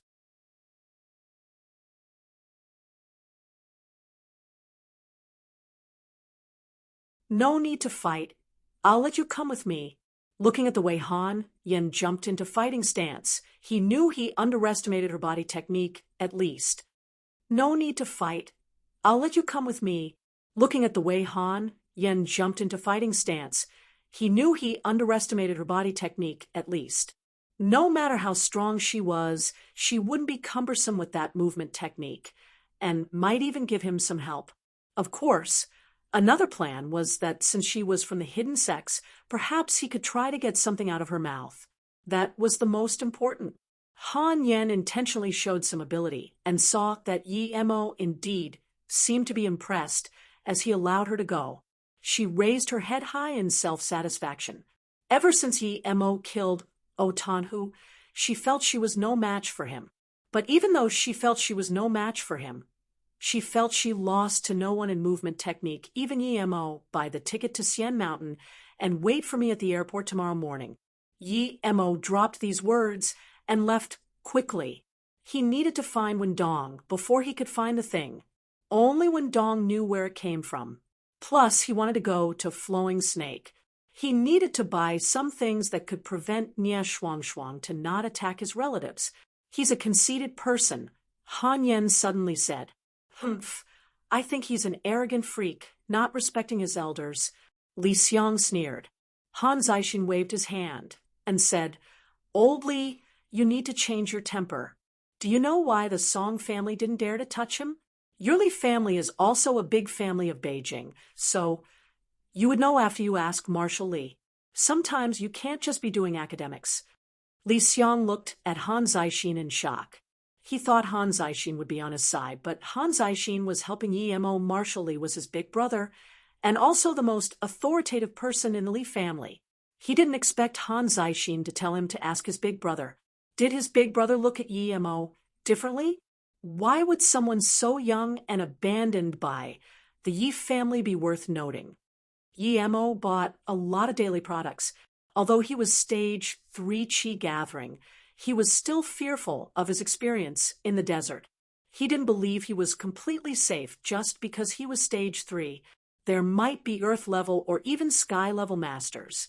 Even if he was surrounded by those bugs in the desert, he would die. After he bought enough things, he called Nye Shuang Shuang. Nye Shuang Shuang's shy voice sounded. It was very sweet and made people feel comfortable and even render this impulsive feeling. When Yi Mo came to Hua University, Nye Shuang Shuang stood at the door, looking very nervous. She wore a plain green dress, and her hair was wet. A few strands came down her soft-skinned face, making her seem more nimble and innocent. Accompanied with her high soaring chest, almost all the students at the door would secretly look at her. Just when Yi Mo walked in front of her, he smelt this faint aroma. It seemed to be natural coming from the body. Seeing Yi Mo come over, Nye Shuang Shuang rubbed her sleeves nervously and seemed to say something, but Yi Mo knew she said nothing. Seeing Yi Mo just stand in front of her and not say anything for a long time, Nye Shuang Shuang raised her head and used those innocent-looking eyes and said, "Brother Yi, you wanted me?" Then she lowered her head and held onto the edge of her skirt tightly. Yi Mo sighed. This woman could go get a golden Oscars at Hollywood. He thought she would be perfect to lure those black, bulky men. So why stay at a place like Hua University? Moreover, she seemed to know how to utilize men's weakness. Even though Yi Mo knew there was something wrong with her, he still couldn't prevent himself from having strange thoughts towards her. As though not hearing Yi Mo's reply, she secretly looked at Yi Mo while blushing and looked down. Yi Mo said, "Indeed, I wanted to look for you. Do you have time?" Tomorrow's the weekend." Nye Shuang Shuang just said half a sentence. Yi Mo sneered she was acting innocent too much. Tomorrow is the weekend, so that meant she could go out with him for the entire night. What sort of girl would say that to someone she only met for the second time? She didn't say the second half of the sentence, but any man could imagine it. It seemed to be more enticing left unsaid. "Let's go. You wanted to drink with Shuo Yangqing yesterday, but wasn't able to. How about I take you out for a drink?" Yi Mo said straightforwardly. He felt that frosty feeling on Nye Shuang Shuang was weaker today. He didn't want to know who Nye Shuang Shuang was, but Yi Ling still had to stay a month or two at Hua University. He didn't want her to be in danger, so he had to know who Nye Shuang Shuang was and what that bleak feeling from her was. If she was a threat to Yi Ling, he didn't mind doing something good for society. Nye Shuang Shuang looked at Yi Mo in shock due to his straightforwardness, but didn't reject. She hesitantly agreed, as though it was hard for her to reject. Drunk Eye Bar is close to the uni, but they didn't sit at the bar and chose a distant corner and sat. "What do you want to drink?" Yi Mo asked casually. If possible, he didn't want to get on bad terms with her. Although he wasn't afraid of her, he didn't want enemies everywhere. So what if Nye Shuang Shuang was messing around with other people every day? The reason he asked her out today was to tell her to back off from his sister.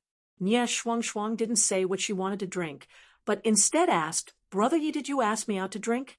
I feel as though you don't like me very much, but why did you ask me out?" Under the dim light, she seemed more bold and could at least look at Yi Mo when she talked. "Since you can tell I don't like you very much, why did you come out with me?" Yi Mo asked with derision.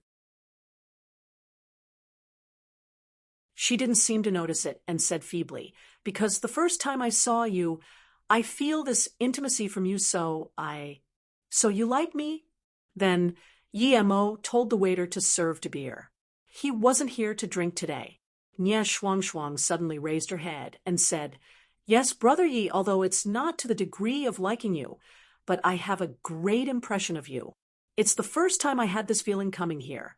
So today, when you said you wanted to drink, I came with you without hesitation. But why are you talking to me with this tone? I don't even know what your name is." Yi Mo sneered. "Good impression. If you're still a virgin, perhaps I would have some good impression to you. Now don't talk about good impression in front of me." Originally, Yi Mo wanted to have a talk with her, but seeing how she kept this act up, he suddenly felt very annoyed. Nye Shuang Shuang suddenly stood up. Her pretty face was shaking under the light. She pointed her hand at Yi Mo and wanted to say something, but she put it back down. After a while, she continued, "You called me out just to say this to me? Do you have no manners around girls? I saw you wrong." Then Nye Shuangshuang turned to leave, as though she was really angered by Yi Mo's words. However, Yi Mo sat without moving. He knew that if this woman wanted men's yang essence, she wouldn't let him go because he cultivated pure yang qi. This was probably the good impression in her eyes. However, Yi Mo saw Nye Shuangshuang walk to the door and still had no intentions of turning back. He frowned but didn't believe he saw her wrong. He still felt the sense of the opposite sex from her yesterday. Plus, this woman had this eerie, cold feeling. Yi Mo knew she wasn't a normal person. "Such a hot chick, come in and have a drink with me."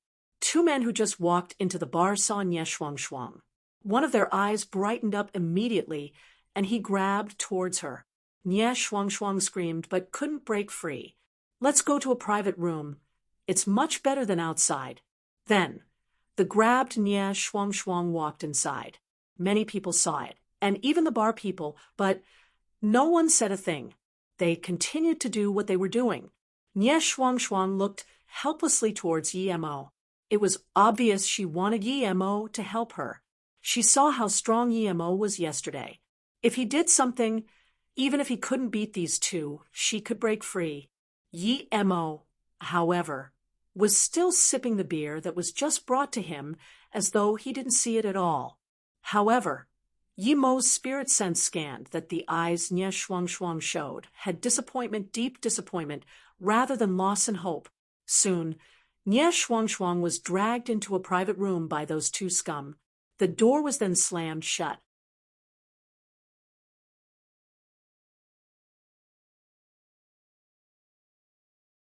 "You're also coming to have fun at the bar. What are you scared of? I'll make you very comfortable later. There's plenty of money, don't worry. I'm not someone who just leaves after eating." The man released Nye Shuangshuang's hands after closing the door. "You're also coming to have fun at the bar. What are you scared of? I'll make you very comfortable later. There's plenty of money, don't worry. I'm not someone who just leaves after eating." The man released Nye Shuangshuang's hands after closing the door. "Where did you see me being scared?" Nye Shuangshuang's face was suddenly very bleak. The two men froze when they saw Nye Shuangshuang at the door. Her face seemed so helpless. With her innocent look, they felt they needed to comfort her first. After pulling her in, however, this girl changed her face too quick. The helplessness and innocence turned to bleakness now. The two men felt a frosty feeling from their bones. If this wasn't at a bar, and the room lights were still on, they would have thought they met a fox demon deep in the mountains. "Who are you?" the other man yelled. The girls still had the same face, but it caused them to feel cold and scared. Nye Shuangshuang sneered. "Who am I? Didn't you drag me in? Now that you dragged me in, why aren't you doing anything but asking who I am?" Nye Shuangshuang's cold tone made the two men shiver. Suddenly, they lost all their lust. They had no lust for such a beautiful Nye Shuangshuang. They just wanted to get out quick. They couldn't understand how a woman changed so much. "We're joking. Let's go.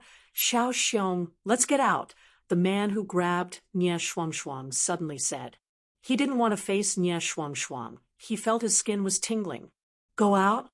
Why go out? You pulled me in. Don't you want to do something?" Nye Shuangshuang suddenly said without any tone. Don't want to. The man called Xiao Xiong felt the frigidness in the room and wanted to pull the door open. They didn't want to face Nye Shuangshuang. Nye Shuangshuang sneered. "Do you think you can still go?" "What are you saying?" The man who held the handle of the door just asked that and felt this long needle pierce the top of his head. The other man just saw a silver light flashed, and his pal was on the ground. He wanted to scream, but that silver light also pierced his head. "You..."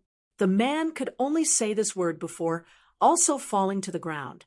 Nye Shuangshuang dumped these two on the couch. From her easy attitude, it seemed as though these people weren't 70 kilograms, but a few kgs. Nye Shuangshuang looked at the two she killed and was lost for a moment. However, her eyes became cold again. She suddenly pulled the zip on her skirt, as though she was taking it off. Clap, clap, clap. Nye Shuang Shuang turned around and saw Yi Mo clapping behind her. She didn't even know when Yi Mo came in. Fascinating, fascinating. I saw these people fall asleep not long after they came in. I see you taking off your clothes too. Do you want to sleep a while too? Yi Mo didn't sound displeased at all. Nye Shuang Shuang eyes seemed anxious as she quickly pulled the zip on her skirt back and stared at Yi Mo a while before asking, "When did you come in?" Yi Mo sneered. "This isn't what you should ask. It has nothing to do with you. I just didn't want to see an ugly scene, so I came in earlier." Nye Shuang Shuang bit her lips until it almost bled. Her eyes seemed red, but she still didn't say anything. "What you want to do has nothing to do with me, but I'm afraid after you're done, I will lose my appetite to talk with you. So, I want to say my words first. As for what you do after I leave, it has nothing to do with me," Yi Mo said coldly. Nye Shuang Shuang raised her head and looked at Yi Mo, saying word by word, "Do you believe that I can kill you right now with a raise of my hand?" Yi Mo suddenly sat down and pulled out a beer bottle from his storage ring, opened it, and drank a mouth before saying, "I don't believe it." Nye Shuang Shuang seemed to have forgotten what she just said, and just stared at Yi Mo. "He were very little, just a shirt and long pants. Where did he get this bottle from? If it was in his pocket, it would be bulging. I'm waiting for you to kill me. If you're going to do it, then hurry up. My patience is limited." Yi Mo just saw Nye Shuang Shuang kill with needles, but he didn't know where she hid the needles. If she attacked, he would take her needles and have a look. He wasn't so perverted to scan her entire body with his spirit sense. "But I don't want to kill you. I really don't." Then, the bleak look on her face retreated. She paused for a moment before continuing. "You knew I could deal with them, so you didn't help me, right?" Yi Mo shook his head. "Even if I didn't know if you could deal with them, I wouldn't do anything. Who knows if you wanted it anyways, because you're this sort of person." Nye Shuang Shuang suddenly started to shake as her face grew pale again. Her hands even moved a few times, but eventually stopped. "Speak. What do you want?" Nye Shuang Shuang's tone was no longer sweet, but low and bleak. Yi Mo said coldly, "I know your origin isn't ordinary, and I don't know what you're doing at Hua University. However, there's one thing I need to persuade you. You can think of it as a warning. Yi Ling is my sister. You better not touch half a strand of her hair. Otherwise, no matter who you are, I won't let you go." "Yi Ling is your sister?" Nye Shuang Shuang studied Yi Mo again and seemed to be shocked. Nye Shuang Shuang was just shocked for a short time and recovered quickly. She said, "I've been at Hua Uni for a few years. Who did you see me touch? Regardless of whether or not you're Yi Ling's brother, I wouldn't touch her." Yi Mo said plainly, "Not necessarily. You and Zhu Yangqing are such good friends, but you could harm her much less other people. So I don't really believe your words." "When did I harm Zhu Yangqing? You're wrong. Indeed, you saw me kill these people today, but don't think everything you see is reality. I don't want to explain to you. I can make an oath, but not because I'm scared of you, but because—" Nye Shuang Shuang's eyes went red again. Yi Mo looked coldly at her. If she didn't make a deadly oath, then she could expect not to walk out of this room today. "I, Nye Shuang Shuang, swear that if I have any bad intentions towards Yi Ling, I would be struck by lightning and never have the chance to enter reincarnation." Nye Shuang Shuang spoke and even shed tears. Yi Mo wouldn't care about her tears, but he was quite satisfied with her oath. No matter who Nye Shuang Shuang was, this oath was quite serious. It was believable when a cultivator made such oath. Seeing Nye Shuang Shuang make the oath, Yi Mo stood up. He didn't care about what Nye Shuang Shuang did with the two dead people. However, Nye Shuang Shuang walked to the door first and turned and said, "Whether you believe it or not, I can kill you easily, but I didn't. And I want to tell you, I'm still a virgin." Then, Nye Shuang turned and left after walking out a long way. Yi Mo's voice sounded at her ear. Whether you believe it or not, the moment you attacked, you would have died. As for whether or not you're a virgin, it has nothing to do with me. Nye Shuang suddenly turned around. She found that she was outside of the bar, but Yi Mo was nowhere to be seen. She was astonished. Was that sound just an illusion? Yi Mo looked at the two dead men and walked out. He didn't deal with the body. It didn't concern him if he was investigated for it. When Yi Mo came back, he found out that Yi Ling had returned and was talking with Yunbing. It seemed they had been chatting for a long time. Brother, you're finally back. Why did you come back at 2? Yi Ling was obviously unhappy he came back so late. Yi Mo smiled and said, You came from so far. Aren't you going to sleep? I'm leaving Beijing tomorrow. You're going tomorrow? Are you going back to Luotsang? Yunbing was worried. No, I'm doing some business. Yi Mo couldn't say what he was doing. Brother, can you turn your phone on? I can never reach your phone. Yi Ling still wanted to catch up with Yi Mo, but he was leaving tomorrow. Yi Mo didn't care about his phone and instead said to Yi Ling seriously, Yi Ling, don't get close to Nye Shuang from your school. Do you understand? Why? Brother, she's the prettiest in the school and likes to keep a low profile. We rarely talk. Do you know her? Yi Ling asked in surprise. Yi Mo felt relieved and said, I don't know her, but trust my words. After you graduate, if I'm still not done, you can go Luotsang. Brother, after Zifeng comes back, you should talk to him.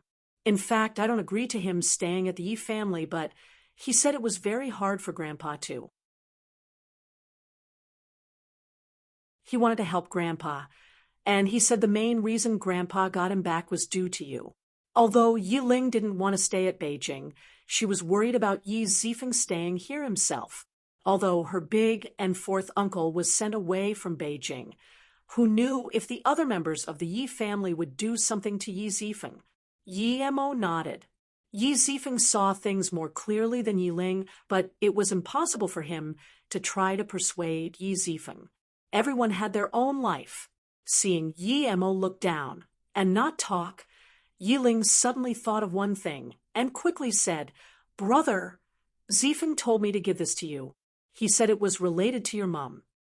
You're tuning in to the Mystic Fist YouTube channel. Don't forget to subscribe and join us on this journey to catch the most captivating stories.